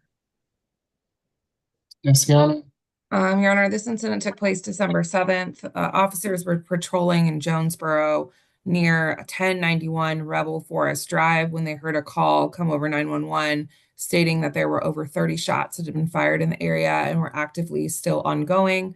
About 18 or so units responded to the location, and when all of those officers arrived, the gunshots were still being heard. There were several officers there. Some of them spoke with the neighbors. They all pointed to the defendant's house as to where the shots were coming from. The defendant was seen going into his house from his backyard. The officers knocked on his door and made contact. And when they made contact with him, he admitted that he had no reason or justification to be shooting. He was shooting 2 different firearms, a rifle and a Glock. In the neighborhood that he was in, he was shooting from his backyard The houses that are in his neighborhood are approximately 15 to 30 feet apart, so very dangerous kind of behavior, Your Honor. State's again requesting a 10,000 surety, no weapons, drugs, or alcohol, and especially no firearms. Ms. Madison? Yes, Your Honor. Mr. Bilal has a very little criminal history. He is a teacher with APS for high school. He's been doing that for some time. He also has currently 2 kids, a daughter and a son, as well as a wife that's pregnant, and they are dependent on him. Your Honor, we are requesting a signature bond for his case. If he were to be granted a surety bond, Your Honor, we're not sure that he'd be able to post that, and he could potentially lose his job. It means of supporting his family. So we're hoping Your Honor would request a signature bond.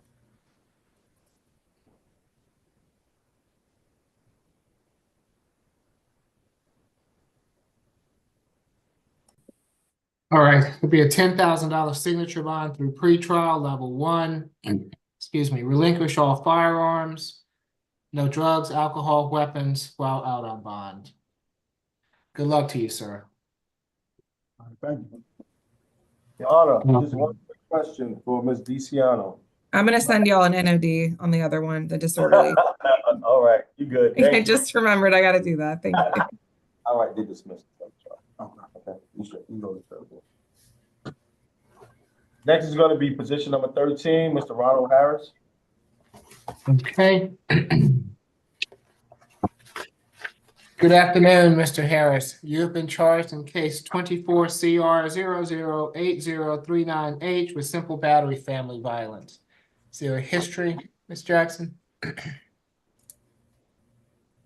Yes, Your Honor. He has 5 cycles. The last arrest was August the 3rd, 2018, out of Cook County, Illinois, for domestic battery. There was no disposition for that arrest. He does have prior misdemeanor convictions out of Illinois. One in 2017 for retail theft, one in 2016 for retail theft. And he appears to meet the criteria for UJR level 1. Nothing in addition, Your Honor. Yes, Ms. Daciano. Judge, this incident happened December 7th. Officers responded to 1001 Garden View Drive in Atlanta. We don't have a lot of info on this yet. The victim is Anthony Parker. He told officers that the defendant attacked him in his sleep, and he woke up and defended himself and fought the defendant off of him.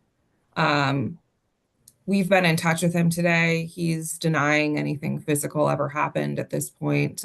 He wants contact and is not in fear. So we are requesting an SOB through pretrial, no violent contact, anger awareness, no weapons, drugs, and alcohol. And the battery arrest from 2018, from what I can gather, was restricted from his record. Okay. Ms. Madison. Yes, Your Honor. We obviously would consent, and hope Your Honor would consider the state's recommendation. If Mr. Parker's on the line and wishes to address the court, now is your opportunity. Okay, there you go, Hi. Mr. Parker. Yes, I am. Yes, if you raise your right hand for me, please, sir. Do you swear from the testimony you're about to give before this court be the truth, the whole truth, and nothing but the truth? Looks like he fell off.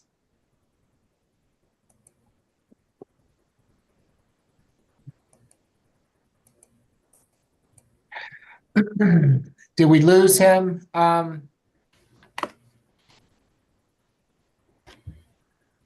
Mr. Jordan?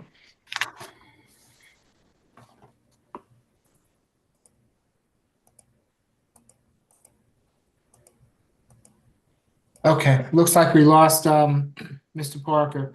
It's going to be a $2,000 signature bond through pretrial level 1, 1-day anger awareness, no further violent contact with Anthony Parker, and no drugs, alcohol, weapons while out on bond. Good luck to you, Mr. Harris. What was the amount, Your Honor? 2,000 signature through pretrial. Thank you. You're welcome. Go through the third row. Next is going to be position number 14, Mr. Roy Hartsfield. Good afternoon, Mr. Hartsfield. You've been charged in case 24 CR 008026E with battery. Is there a history, Ms. Jackson?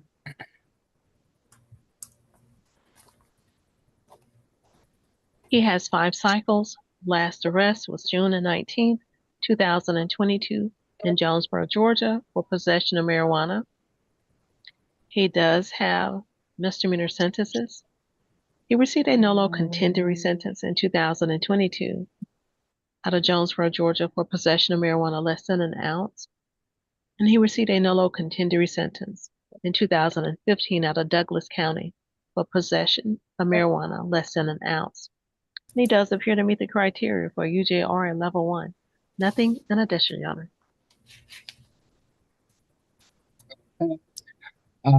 Ms. Jessiana? Yes, Judge, this incident happened November 11th of last year, 2023. Officers responded to a battery call at 3790 Morning Creek Drive in South Fulton. The victim in this case is Frederick Zach. He has a daughter named Amber Zach, and Amber Zach and the defendant share a child together. The defendant texted Miss Zach and was asking her to come outside of the residence to discuss some sort of living situation for their daughter. There was a verbal dispute. It turned physical. The victim intervened, and the defendant began repeatedly punching the victim. The victim had redness and swelling. The defendant fled the scene prior to police arrival, but apparently did not stop hitting Mr. Zach until he learned that the police were on the way. We've been in touch with Mr. Zach today. He states that he's the father of Amber Zach, who has a child with the defendant. He confirmed the events in the warrant. He states that since this incident, they have talked about it and resolved their issues. He's not in fear and would like contact. And we're requesting an SOB through pretrial, no further violent contact, anger awareness, 1 day, no weapons, drugs, or alcohol. And if you can sound for Mr. Zach. Mr. Frederick Zach is on the line and wishes to address the court. Now is your opportunity. Yes, Ms. Madison. Yes, Your Honor. We would consent with the state's position. Hello? Okay, is this Mr. Frederick Zach? Yes, it is. Okay, can you come on camera for me, Mr. Zach, if you'd like to address the court? Okay, there we go. All right, raise your right hand for me. Do you swear or affirm the testimony you're about to give before this court be the truth, the whole truth, and nothing but the truth? Yes. Okay, you can place your hand down. Yes, sir. What would you like to tell the court? Actually, I've been knowing Mr. Roy Hartsfield for about probably a little over 15 years and everything. Him and my daughter kind of grew up together. He's not a bad kid or anything like that. They share a father, share a daughter together. And Roy and I, we never, he respected me and I respected him. We never even came across a situation like this before and everything. So he's a good guy. He worked. He tried his best. He do his best taking care of his daughter and everything. And if I could ask you, Your Honor, if you can really just drop the charges because this guy is really a good guy and everything. It was just a misunderstanding that we came across. But we talked. We have no bad blood against each other, nothing but love still, and it always has been that way. It was just an incident that basically was misunderstood and got out of hand. Okay, thank you for being here this afternoon, Mr. Zach. Mr. Justin Bond here this afternoon. You can speak with the solicitor's office as the case moves forward. And you do want to have contact with Mr. Hartsfield, is my understanding. Is that right? Absolutely, because it's, with him and my daughter, it's like a village raising her with his mom and my ex and everyone. So everybody's like just pitching in, as a village raising his daughter. And by no means, I don't want to, a future of not being able to contact him because he's a good guy. Okay, thank you, sir. Appreciate you being here. It'll be a $2,000 signature bond through pretrial level 1, 1 day anger awareness, no further violent contact with Mr. Zach, and no drugs, alcohol, or weapons while out on bond. Good luck to you, Mr. Hartsfield. You as well, Mr. Zach. Thank you. And Mr. Parker, just to let you know, I know that you dropped off, but Mr. Parker, you there with me? I guess I need to see. Okay. I guess he's not there. Who do we have next? It's gonna be position number I'm sorry. 7. I'm sorry. I'm here. I'm sorry. Okay, Mr. Parker, in the case with Mr. Harris, I'll just let you know that I'm having him have no further violent contact with you. That was my understanding of what you wanted. Is that right? Yeah, it was. We were arguing. It was more so. Okay, Mr. Parker, the case is already over, so I'm not going to hear any testimony about it. I'm just letting you know what I did and making sure that that's what you wanted. Okay. Yeah. Yeah. Okay, all right, very good. Thank you for being here, Mr. Parker. Okay. No problem. Thank you. All right. I'm sorry, Norris, tell me who we have. Position number 17, Mr. Farr. Okay, Mr. Farr, you've been charged in case 24 CR 008047E with battery family violence, simple battery family violence, and cruelty to children in the 3rd degree. Is there a history? Jackson? Yes, Your Honor, he has 3 cycles. The last arrest was December the 7th, 2024 in Richmond County, Georgia, for felony obstruction of an officer. There is no disposition for that arrest. There are no convictions listed in the GCIC. He appears to meet the criteria for UJR level 1 with an adult cosigner. Nothing in addition, Your Honor. Yes, Ms. Allen. Thank you, Your Honor. This is an incident from the 6th of December at about 5:40 p.m. Police were called to 2500 Center Street. There they met with first the victim's, or actually the defendant's sister, Courtney Cooper. She's the individual who called 911. She told police that she received messages from the victim in this case, the girlfriend of her brother, Mrs. Samantha Wright, saying that she'd been assaulted by Mr. Farr, the 911 caller's brother. She showed police the text messages. They indicate that she'd been punched repeatedly and had received threats to have people come over and shoot her. 911 caller, Mrs. Cooper, walked police to the apartment where this happened. Officers ordered the defendant outside. He spoke to police. And the victim spoke to police as well. Mrs. Wright reported that the defendant had gone through her phone like he always does, taken her phone from her, pushed her down on the ground repeatedly when she was trying to get her phone back. And that made it so she was unable to call 911. That while she was on the ground and he was on top of her, he punched her. That this fight moved from the bedroom into the kitchen, where again, she tried to get her phone from the defendant. The defendant admitted arguing, admitted going through the victim's phone and seeing something he didn't like. He said he called his brother and was telling his brother about the victim, and she started yelling at him. And he admitted that he grabbed her in a hug so that she would stop yelling and cussing at him, and they went to the ground.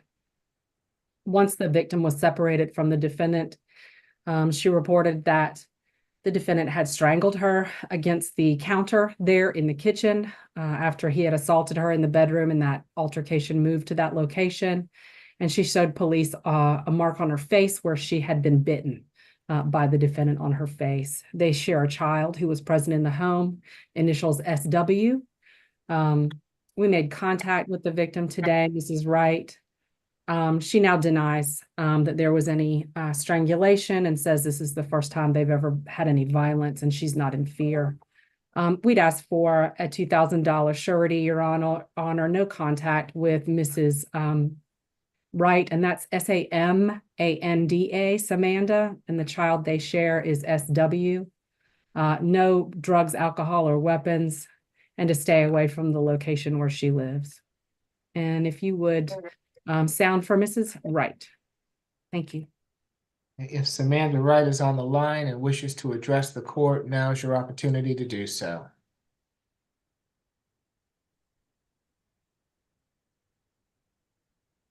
Your Honor, I would note that it looks like there are two I'm other here. There are 2 other arrests for this defendant. They may have been juvenile arrests, but they are burglary and armed robbery out of Clayton County. I see no dispositions. Thank you. Ms. Wright, if you'd like to address the court, I'll need for you to activate your camera for me. What do I supposed to say? I can't see. Okay, you're gonna have to turn the camera to your face. How you fixed it, Lynn? Okay, down a little bit for me. I don't have on the shirt. I gotta put my jacket.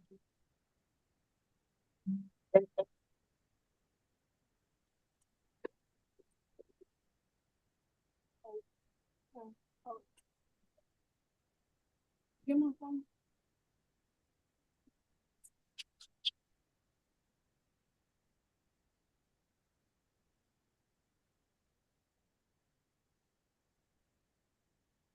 Okay, is this Ms. Wright? Yes. Okay, raise your right hand for me, ma'am. Do you swear affirm the testimony you're about to give before this court be the truth, the whole truth, and nothing but the truth? Yeah. Okay, if you can put your hand down, but keep the phone up to your face. What would you like to tell the court? Well, I don't fear for him. Okay, you want to tell me what happened? No. Okay, has it ever happened before? No. Okay, and what if you're here today, why don't you want to tell me what happened? I don't know. Is this your baby here? My Or you baby. have okay, and is that Mr. Farr's child as well? Yes. Okay, is he legitimated? Yes. All right, Ms. Allen, or Ms. Madison, anyone else want to participate in this? Sure, just briefly. Ms. Wright, have you received any phone calls from the jail after the arrest of this young man? No. Okay. And you guys had a court action where he asked the court to make him the father of this child legally, and he's got access through visitation and custody rights from Superior Court. What? Did you guys appear in front of a judge related to visitation and custody? No. Okay. And how old is this baby? 1 month. How many? 1 month. Okay. I guess I thought that the child was a little older. My information was that the child had a date of birth of October 2023. It's October 2024. October 23, 10/23/24. Got it. So even younger than I thought initially, Your Honor. This is not a 1-year-old. This is a 1-month-old. Mrs. Wright, do you live at the location there on No. Center Street? No. Okay, where do you live? Around the corner. Do you and the defendant live together?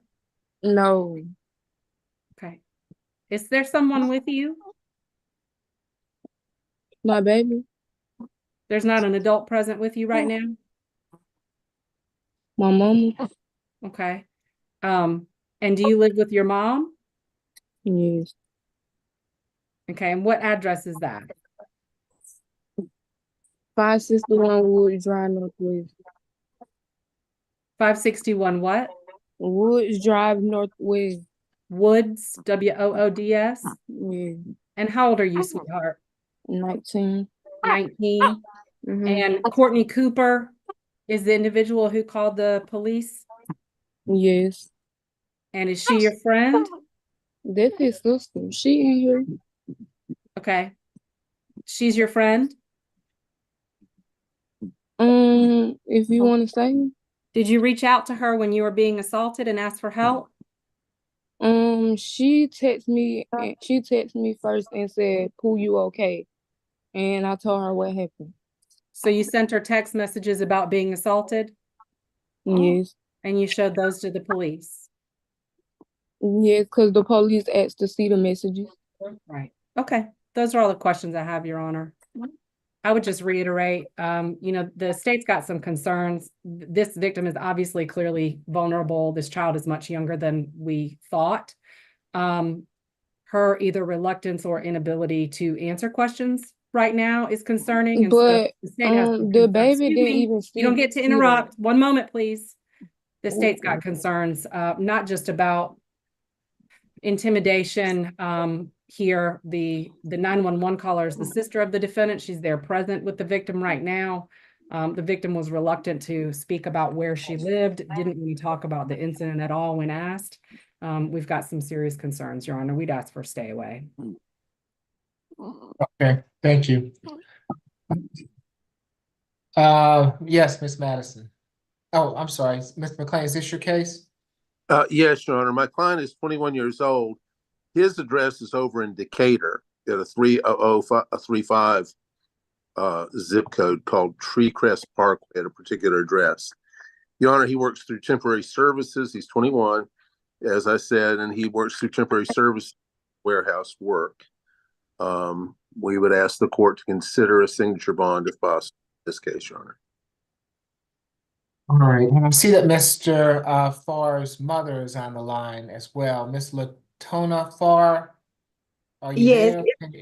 yes, it's Latanya Farr, but I can't do the camera thing because it says that you cannot. Okay, they undid it. Okay, there you go. You're gonna have to go put a jacket on for me, okay? Okay.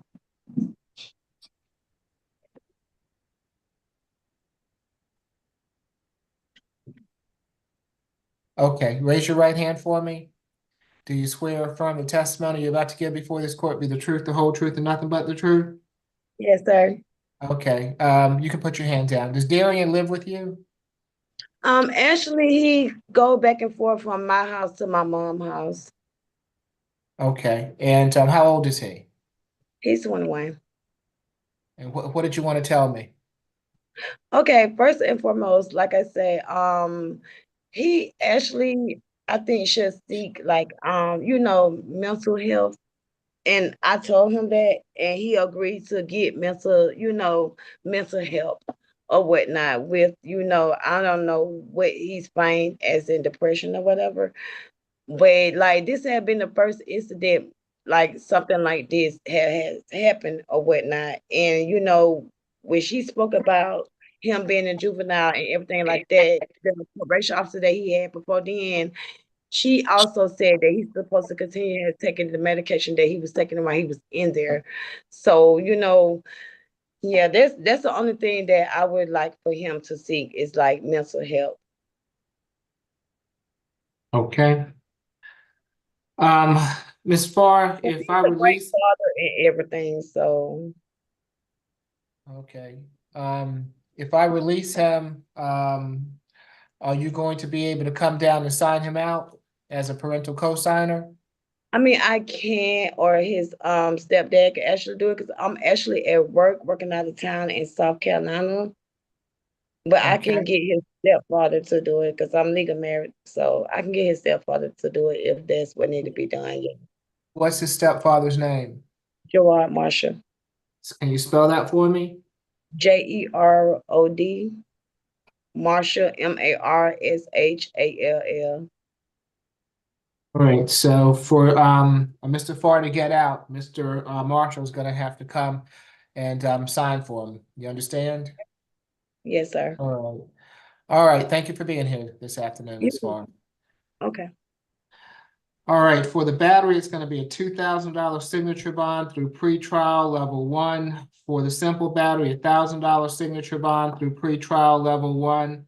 For the cruelty, a $500 signature bond through pretrial level 1. Makes for a total of a $3,500 signature bond through pretrial level 1. He's to have a parental co-signer of Gerard Marshall. 1-day anger awareness. No further contact at this point in time with Samantha Wright. Stay away from her residential address. No drugs, alcohol, weapons while out on bond. Your Did you Honor, get? is this an adult cosigner? He's 21 years of age. You said parental cosigner. Well, since it's not, I thought it was going to be his mother, but since it's going to be his stepfather, he'll be an adult cosigner. Thank you, sir. Okay. All right, who do we have next? Next is gonna be position number 18, Mr. Pretty.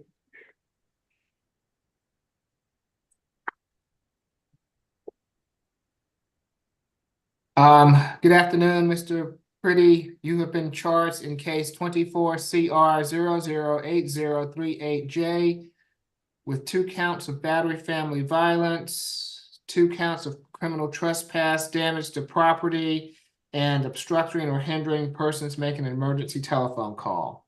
Is there a history, Ms. Jackson? Yes, Your Honor, he has 4 cycles. The last arrest was August the 26th, 2024 in Fulton County for obstruction of an officer, a misdemeanor, and aggravated assault, and simple battery, and criminal trespassing. He does appear to have open cases pending, one in Fulton County for battery and cruelty to children in the 3rd degree, and simple battery. That case number is 24 CR 002153. He has additional open cases in Fulton County, one for obstruction of an officer, and loitering or prowling. That case number is 24 CR 006049 and the letter J. And he has an additional open case pending in Fulton County for aggravated assault and simple battery and criminal trespassing, damage to property. That case number is 24 PI 006231. There are no convictions listed in the GCIC. He does appear to meet the criteria for UJR in level 2. Nothing in addition, Your Honor. Salad? Thank you, Your Honor. This is an incident from the 8th of December. Police were called to 5555 Roswell Road at about 6:10 in the morning. There they spoke to the victim, Ana Cespedes Morales. She was seen to have a swelling lump on her head as well as a laceration. She reported that she and the defendant share a child together and used to live together. She lives in apartment L5. She says that she was awakened at about 6:15 that morning to the defendant banging on her front door. She stepped outside to call the police. She didn't see anybody outside. The defendant then came around the corner, appeared from nowhere, began yelling at her. She believed he was intoxicated. She called 911. It was at that point he shoved her to the ground while she was on the phone with 911. He took her phone from her. He threw a beer can at her, hitting her in the head. The beer can with the beer spilling out of it was seen on the ground at the location. Her phone was found nearby, smashed. He also punched her in her head. The door handle of her apartment door was also seen to be damaged. Police canvassed the area. They saw the defendant running between 2 buildings, followed him and saw him then approach the victim's apartment for the 2nd time and begin knocking on the door. When he saw police, he fled. And when he did make a statement, he claimed that when they saw him knocking on the door that time, as they were following him when he fled, that was the first time he'd gotten to the location, and he just wanted to ask about a coat that he thought he had there. He denied that there'd been any kind of altercation or physical contact. The defendant's 2 open cases, one for battery, family violence in state court. That's from April of this year. He currently has a bond, an SOB through pretrial issued in April. It requires him to have no further contact with this victim and to stay away from that location. There's already been a surrender of that bond based on the arrest he had in August of 2024, which is the open aggravated assault, simple battery, family violence, and criminal damage. Same victim, same location. He was issued a bond in September in that felony case, again, ordered to have no contact with Mrs. Ana Cespedes Morales and to have no weapons as well. In his open state court case, Your Honor, there has already been a motion to revoke that bond filed.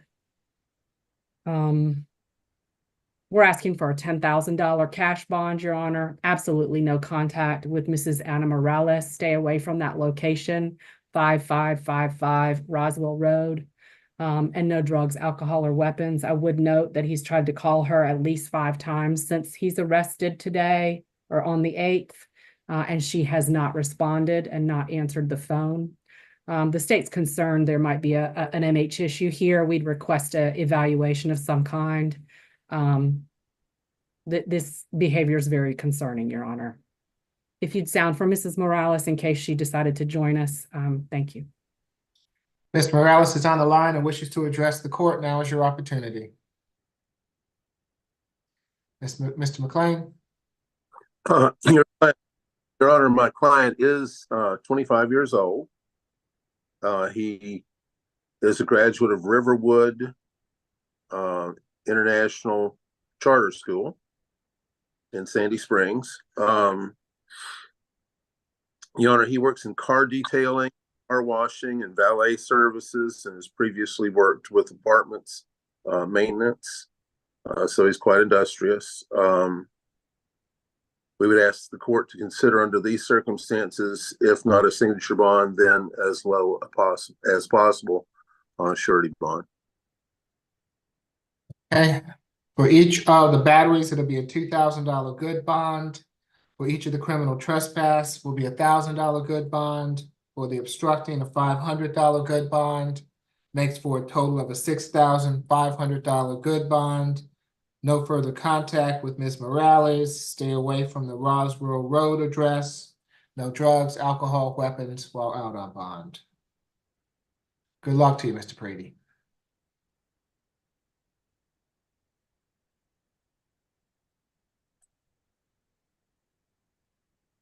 Who we have next?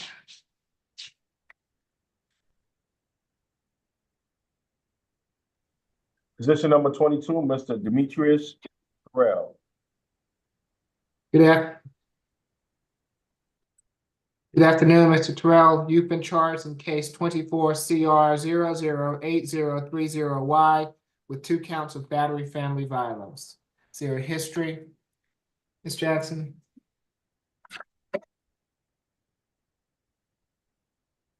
He has 4 cycles. The last arrest was January the 29th, 2011 in Fayetteville, Georgia for driving without a valid license. He does have misdemeanor convictions. 1 in 2011 out of Fayetteville, Georgia for driving without a valid license. And 1 in 2010 out of Fayetteville, Georgia for driving without a valid license. He does appear to meet the criteria for UJR level 1. Nothing in addition, Your Honor. Thank you, Ms. Allen. Thank you, Your Honor. This is an incident from December the 7th at about 5 p.m. Police were called to 3478 Lakeside Drive Northeast. There was a dispute and a 911 call. On scene, they met with victim Quanisha Dewberry. That's Quanisha, Dewberry, Dewberry.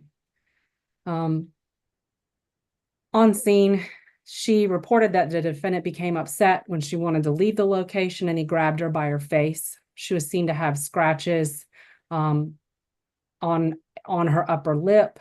She also reported being choked, said that she was slammed to the ground when the defendant grabbed her by her neck. She was seen to have a bloody knot on the back of her head. We did speak to Mrs. Dewberry today. She reports that the incident location is her address.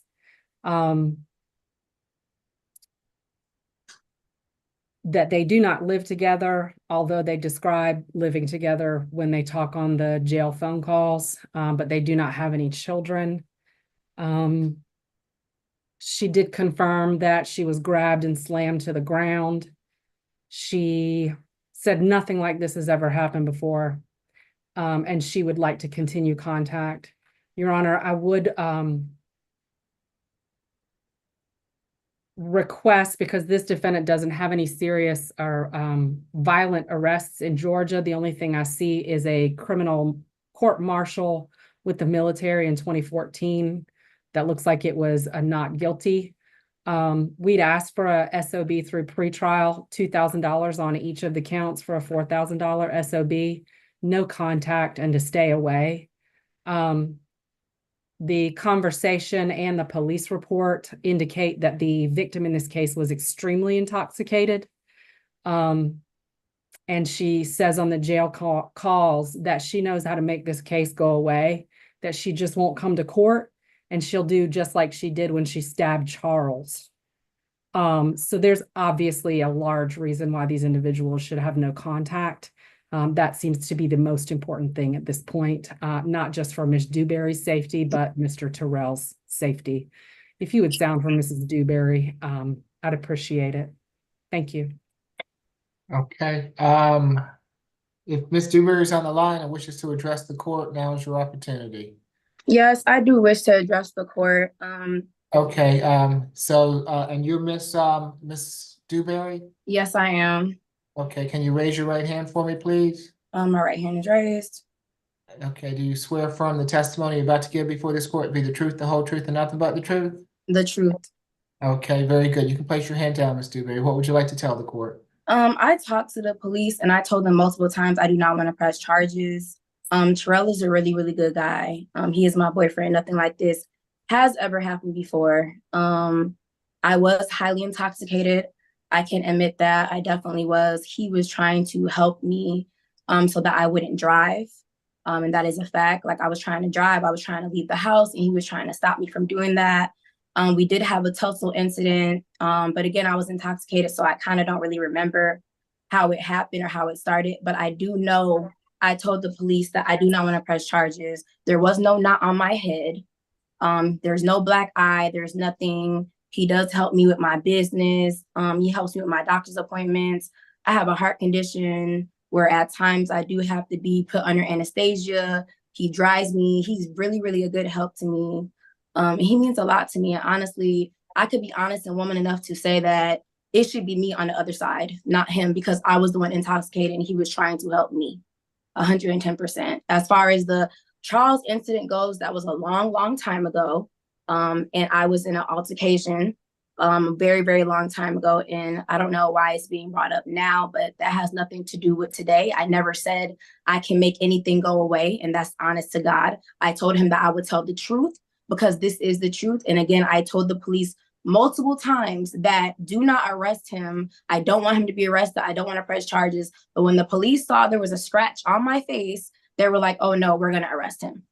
And even that same night, I tried to go to the jail, Fulton County, to bail him out. And they said that because it's the weekend, he cannot get out until Monday. But as far as the no contact goes, he has stuff here. He has his car here. He helps me with a lot of stuff, my health, everything. I don't think that's necessary because this is something that has happened for the very first time ever between us. Okay, Mr. Dewberry, thank you for being here, ma'am. Thank you. Mr. McLean? Thank you, Your Honor. Yes, my client was in the military, not guilty of what the charge was in the court-martial. He spent 6 years in the Navy, achieving E4. Your Honor, he was a damage control officer, consistent or similar to that. He now works for the Orion Fire Extinguisher Company. He's also a high school football coach, and he has a security company. So we would certainly like to have the signature bond, but as far as the stay away, that's up to the court. Okay. Just briefly, if I might inquire with Ms. Dewberry, you said you have a heart condition and he helps take care of you? Yes, that's correct. Does your heart condition allow you to drink so heavily? No, it does not allow me to drink, and I've been suffering with that because I also suffer with bipolar and depression as well. Okay. And are you medication compliant right now? What does that mean? Are you taking your medication for bipolar? Yes, I am. Okay. And where were you when you stabbed Charles? Was that in Fulton County? No, that was not. That was in Chicago, and that was a long, long time ago. How old are you? I'm 32. This was in my early 20s. Got it.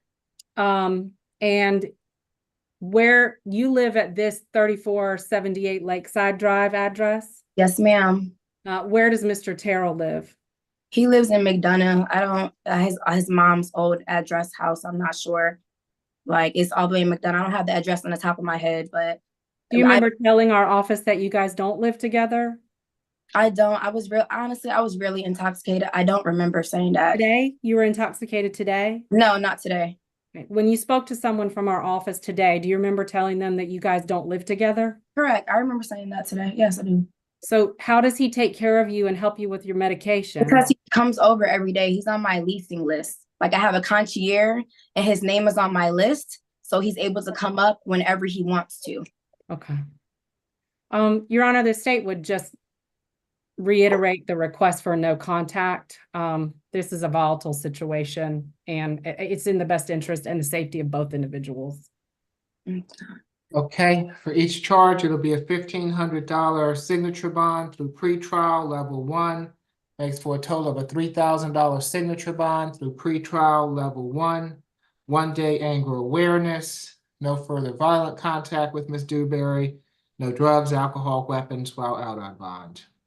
Good luck to you both. Thank you. You're welcome. Who do we have next? It's gonna be position number 23, Mr. Tomlin.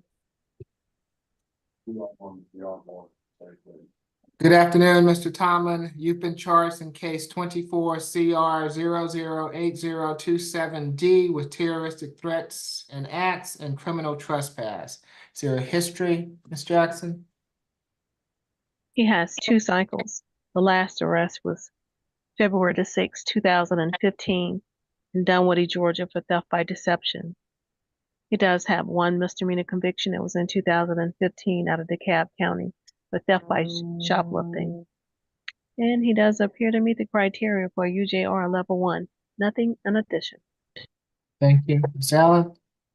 Your Honor, this is an incident from the 7th of December at about 12:01 a.m. Police were responding to 3800 Princeton Lakes Parkway. There they met with bus number 1849 and the bus driver there, David Gibson. The defendant was on scene and on the bus. He refused to exit the bus. He was described as irate and pacing back and forth. He was complaining that the bus did not drop him off directly in front of his house and took his $2.50. Police attempted to mediate between the bus driver and the defendant. The bus driver explained that his bus was out of service, that he had taken the defendant to the nearest stop where his residence was. Police asked if they could refund the money, even though he'd paid a fare and been taken close to his home, to the stop close to his home. The driver reported that once you put money in the bus money thing, you can't get it out. Repeatedly, the defendant was asked to exit the bus by police. He refused.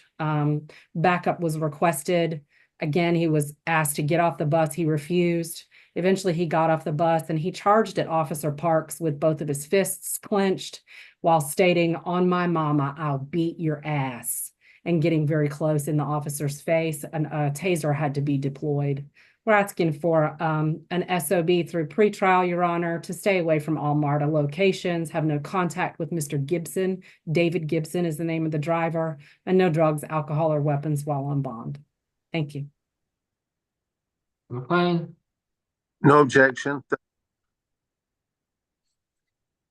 Okay, for each count, it'll be a $1,000 signature bond through pretrial level 1. Makes for a total of a $2,000 signature bond through pretrial level 1. No further contact with David Gibson. Stay away from MARTA. No drugs, alcohol, weapons while out on bond. Good luck to you, Mr. Tomlin.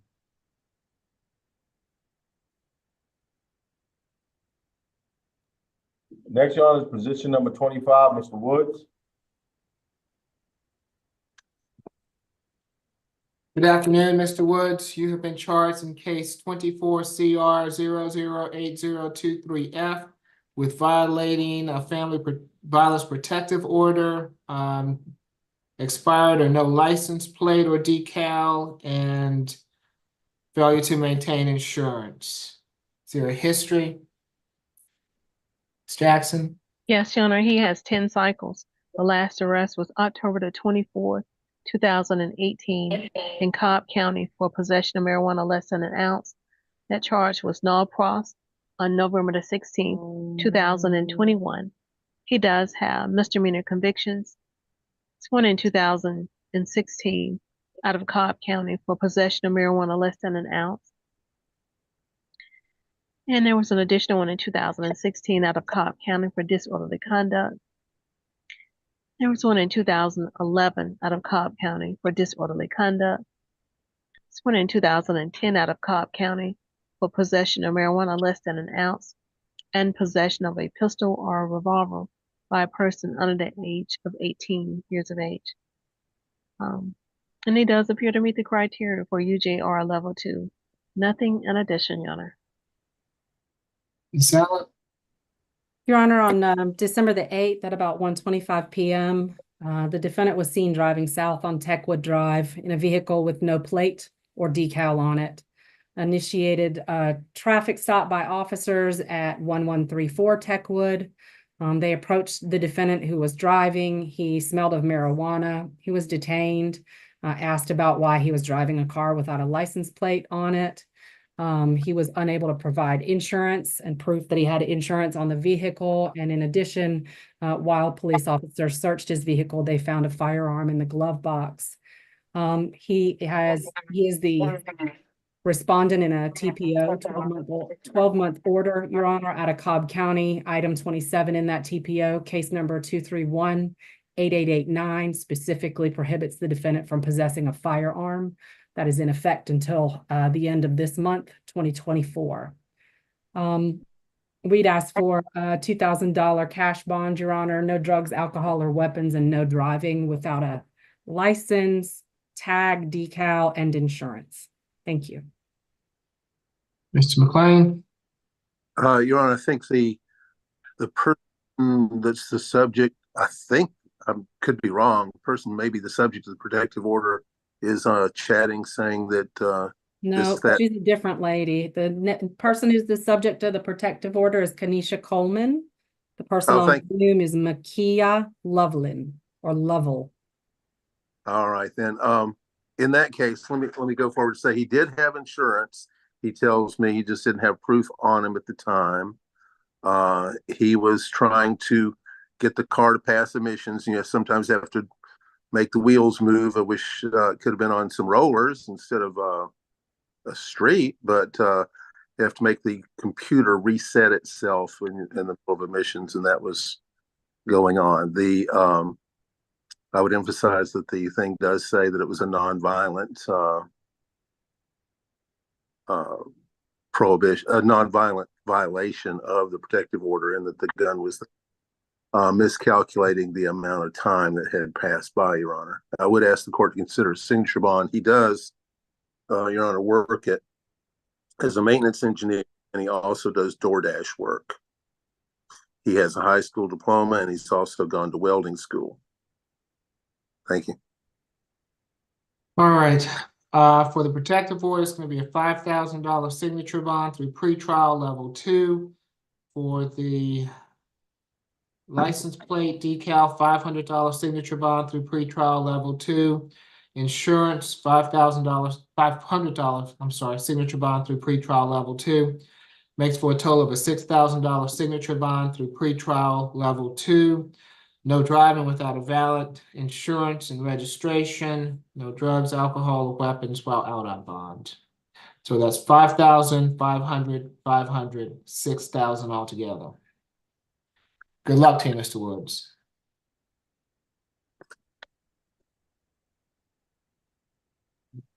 Your Honor, next we're going to go back to the add-on calendar, and it's going to be position number 4, Mr. Keith Oliver.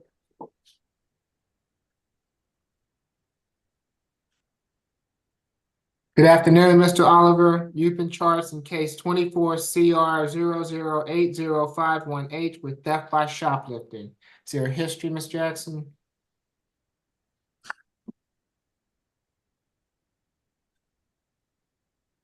Yes, Your Honor. He has 46 cycles. The last arrest was October the 4th, 2024 in DeKalb County for theft by shoplifting. He does appear to have an open case pending in DeKalb County for 2 counts of simple battery. And he does appear to be on probation in Fulton County for theft by taking and possession of tools for commission of a crime. And that may be first offender, Your Honor. That case number is 23 SC 189295. That disposition date was October the 1st, 2024. And the probation is for 4 years. Also, he appears to be on probation in DeKalb County for theft by shoplifting. That disposition date was October the 22nd, 2024. And the term is for 12 months. He does have prior felony conviction. One in 2020 out of Cobb County for burglary in the 2nd degree. One in 2012 out of South Carolina for a federal chartered institution crime. One in 2008 out of Cobb County for possession of Schedule 1 controlled substance. And he does have misdemeanor convictions. One in 2018 out of Cobb County for theft by shoplifting. One in 2012 out of North Carolina for larceny. One in 2011 out of North Carolina for larceny. And he does appear to meet the criteria for UJR level 3. Nothing in addition, Your Honor. So, Thank you, Your Honor. The defendant did just plead guilty on October the 1st of this year to theft by taking and is on first offender probation, although he's got multiple prior convictions for shoplifting and other kinds of thefts. We will be obtaining the out-of-county dispositions to see if this ends up being a felony just based on criminal history, Your Honor. This is an incident from December the 6th at about 2 a.m. The defendant was observed at the Walmart at 844 Cleveland Avenue in East Point, walking around, putting items in his pockets and his book bag. He left the location and walked through all points of sale before being stopped. He had $89.73 worth of items on him. And he was known to the people at the location, Your Honor. He was arrested. We'd ask for a $2,000 surety. Stay away from the Walmart there at 844 Cleveland Avenue, and no drugs, alcohol, or weapons. And that recommendation is based on the fact that he is currently on probation for theft by taking. Mr. McLean. Your Honor, Mr. Oliver does recognize that his record is a mess, and he asked the court to simply set a bond as low as it possibly can, so that he can deal with his issues on the outside. We have a relative's phone number that's also the emergency number shown in the Odyssey, and an address, Your Honor. Thank you. It'll be $1,000 good bond. Stay away from the Walmart on Cleveland Avenue. No drugs, alcohol, weapons while out on bond. Good luck to you, Mr. Oliver.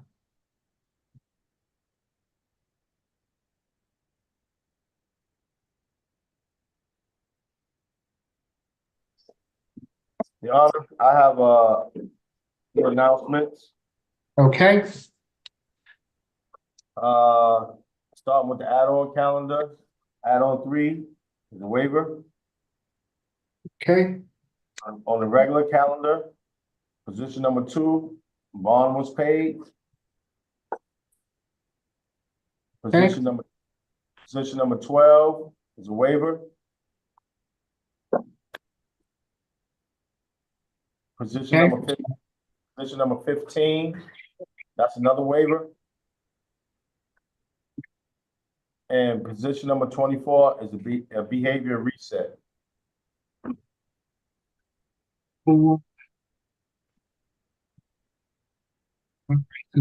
Sorry, what was that position again? 24. The reset?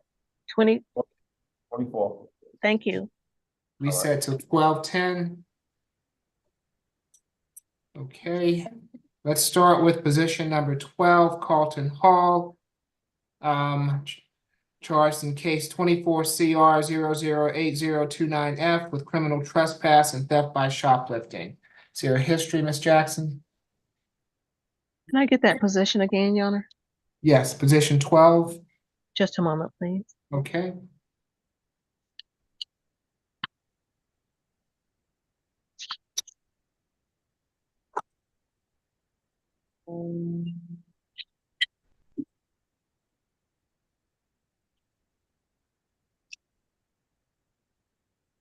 He has 37 cycles.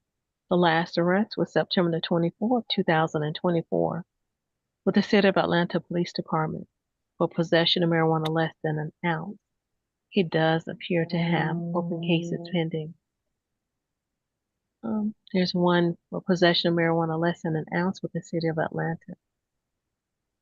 There was no case number provided. It looks more like a reference number. Would you like that, Your Honor? No, that's fine. Thank you, Ms. Jackson. Also, he appears to have one open in Chatham County for criminal trespassing, 2 counts.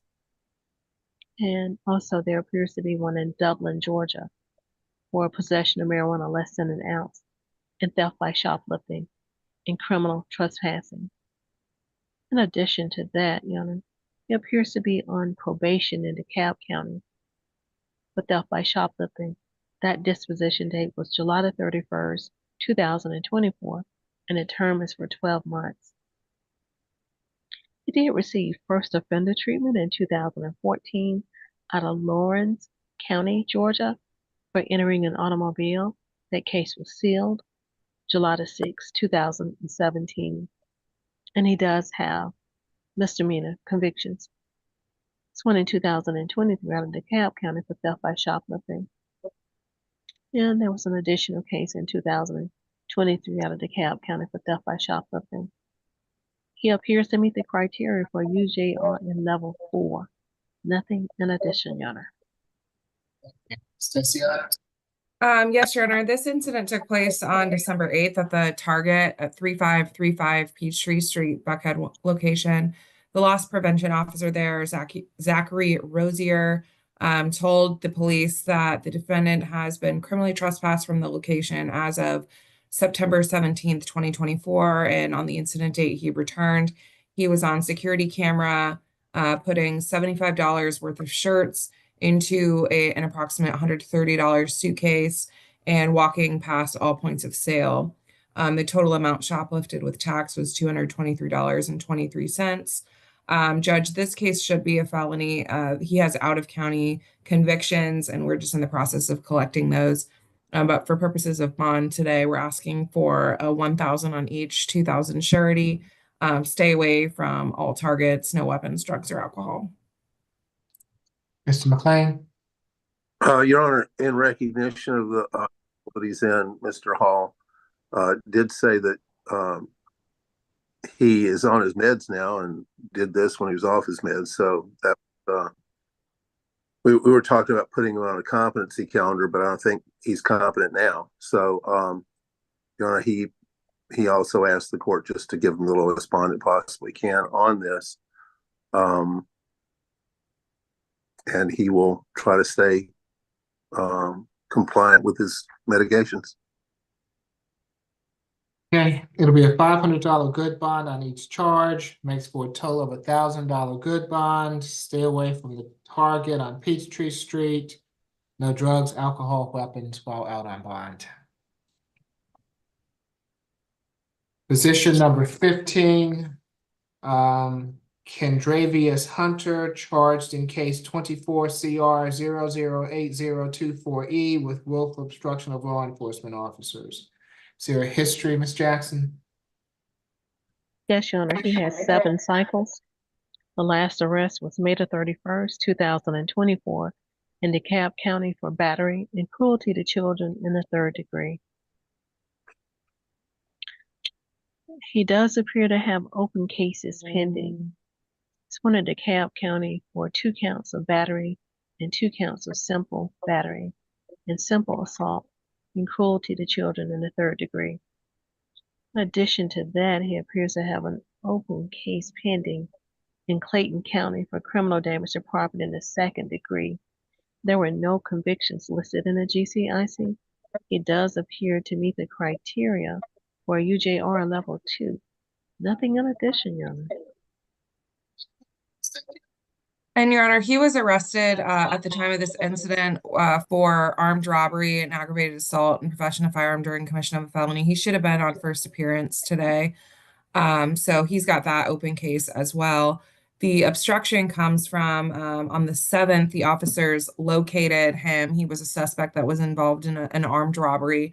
They located his vehicle, and the officer activated emergency lights, and the vehicle began to flee the scene. The suspects abandoned the vehicle and continued to flee on foot, and eventually he was located hiding in a crawl space at 171 U Harley Street. So we're requesting $1,000 surety, no weapons, drugs, or alcohol.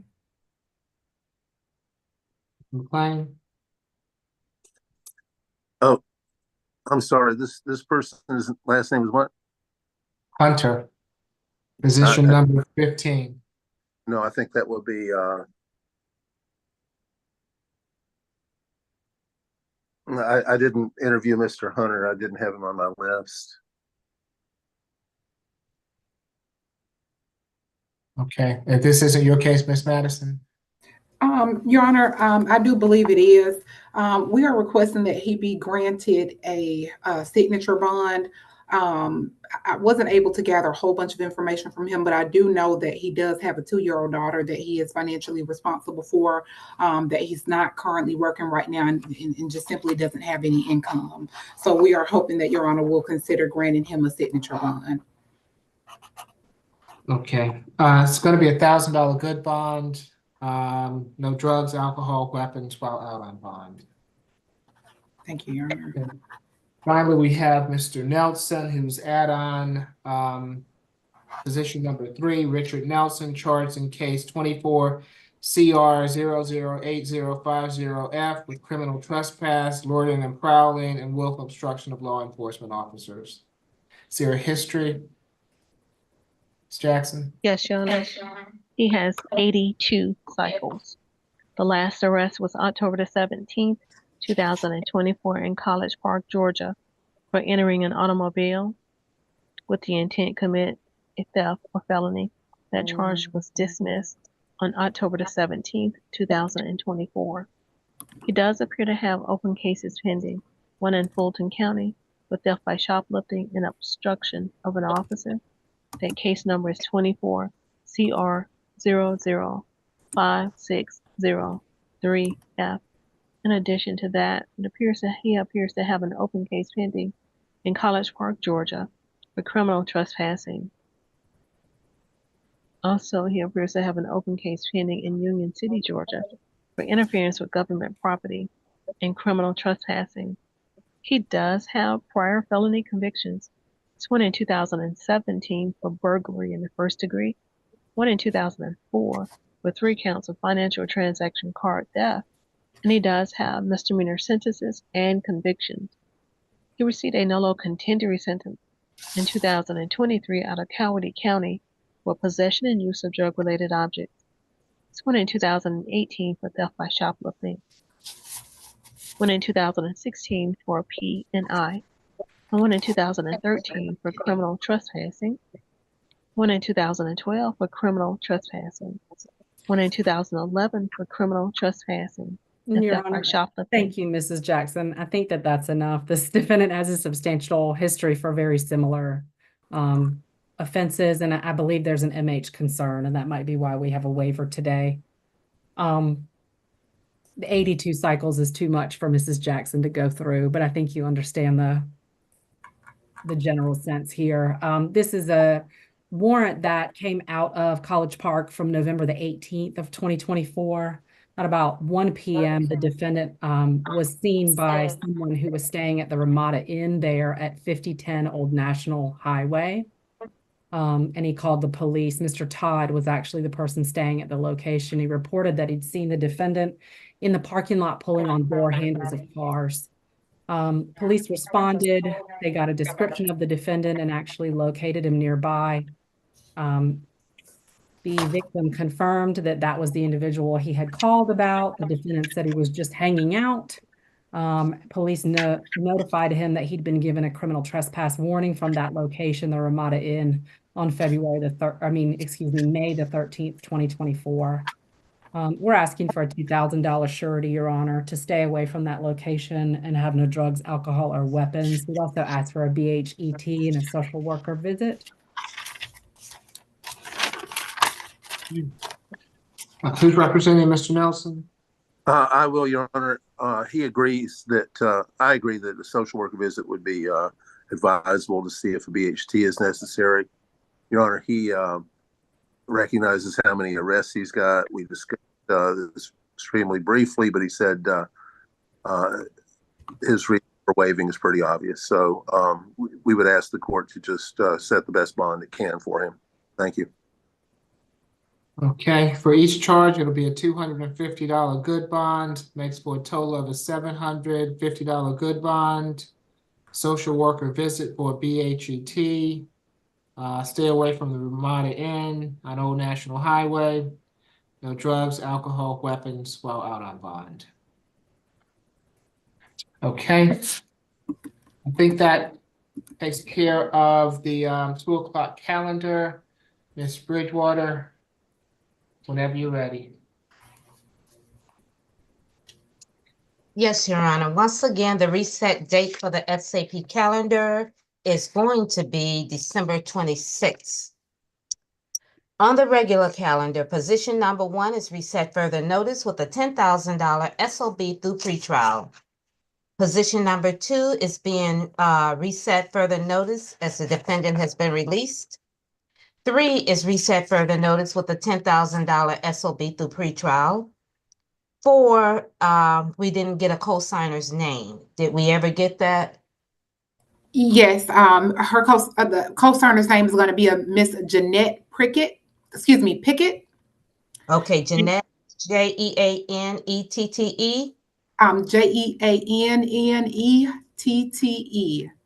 And how are you spelling that last name? Pickett. Okay. That case is being reset further notice with a $5,000 SOB through pretrial. Position 5 is reset further notice with a $5,000 SOB through pretrial. 6 reset further notice with a $2,000 SOB through pretrial. 7 is going to the SAP calendar with a total of a $4,000 good bond. 8 is going to the SAP calendar with a $500 good bond. 9 is reset further notice with a total of a $5,000 SOB through pretrial. 10 reset further notice with a total $3,000 SOB through pretrial. 11 reset further notice with a total $5,000 SOB through pretrial. 12 is going to the SAP calendar with a total $1,000 good bond. 13 is reset further notice with a $2,000 SOB through pretrial. 14 reset further notice with a $2,000 SOB through pretrial. 15 is going to the SAP calendar with a $1,000 good bond. 16. What were we doing with 16? I'm not sure that he was heard. No, he wasn't. I don't have anything. Norris, are you still with us? What's the name? Justin Peacott or P-E-C-O-T, Peccott. Yeah, my apologies, Your Honor. Yeah, Mike, you spoke to Peacott, Justin Peacott or Peacott? Right. He got on the phone and rather quickly said, Your Honor, that he didn't want to be in court and just waive his presence because he, and then I called Maureen and said, this looks like it was listed as a conflict, but have you spoken to him? She had not spoken to him, but would be willing to speak to him. But he was adamant. He just was right off the bat saying, it doesn't do me any good to come to court. I've got nothing. I've got no way of making bond. Forget the whole thing. So technically, I shouldn't be the one to sign his waiver, but he said it. He was really on leave courtroom. He did not want to stay in his courtroom. He's on the medical floor. He was feeling sick and his mental. He was just kind of like way off. He was okay. So it sounds like it needs to be medically reset. Okay, position number 16 is reset to the SCA calendar for tomorrow, which will be 12/10. Okay, position 17 is reset further notice with a total of a $3,500 SOB through pretrial with the co-signer of Jared Marshall. 18 is going to the SAP calendar with a total $6,500 good bond. 19 is reset further notice with a total $4,000 SOB through pretrial. 20 is reset further notice with a total $3,000 SOB through pretrial, and the co-signer was waived. 21 is reset further notice with a $2,000 SOB through pretrial. 22, reset further notice with a total $3,000 SOB through pretrial. 23, reset further notice with a total $2,000 SOB through pretrial. 24 is being reset till tomorrow. 25 is reset further notice with a total $6,000 SOB through pretrial. Now to the add-on calendar. Position number 1 is reset further notice with a total $2,000 SOB through pretrial with a co-signer of Keisha Houston. Position 2 is going to the SAP calendar with a total $4,000 good bond. 13 is going to the SAP calendar with a total $750 good bond. And position number 4, SAP calendar with a $1,000 good bond. Are there any questions, comments, or otherwise? Thank you so much. Thank you. Thank you all. All right, have a good evening. We'll see you next time. Are you going to be with us tomorrow? What's next time? Everybody wants to know. I am on trial for Judge Roth tomorrow and Wednesday, but I will be back on Thursday. Okay. All right. So I'll see y'all on Thursday. All right. Nice to meet you, Mrs. Madison. Nice to meet you guys as well. Thanks, Welcome everybody. aboard. Are we going to be seeing you regularly, Miss Madison? I think so. Okay, well, good. Welcome aboard. Hi, Thank Mrs. you. Cloud. Did you hear that announcement on which one was it? Mr. Peacott? Yes. Justin? Okay. Yes, I did. He's going to be reset till tomorrow. So if you need anything, let us know. Okay. With that being said, goodbye, everybody. All right. Bye-bye. Bye. Have a good night.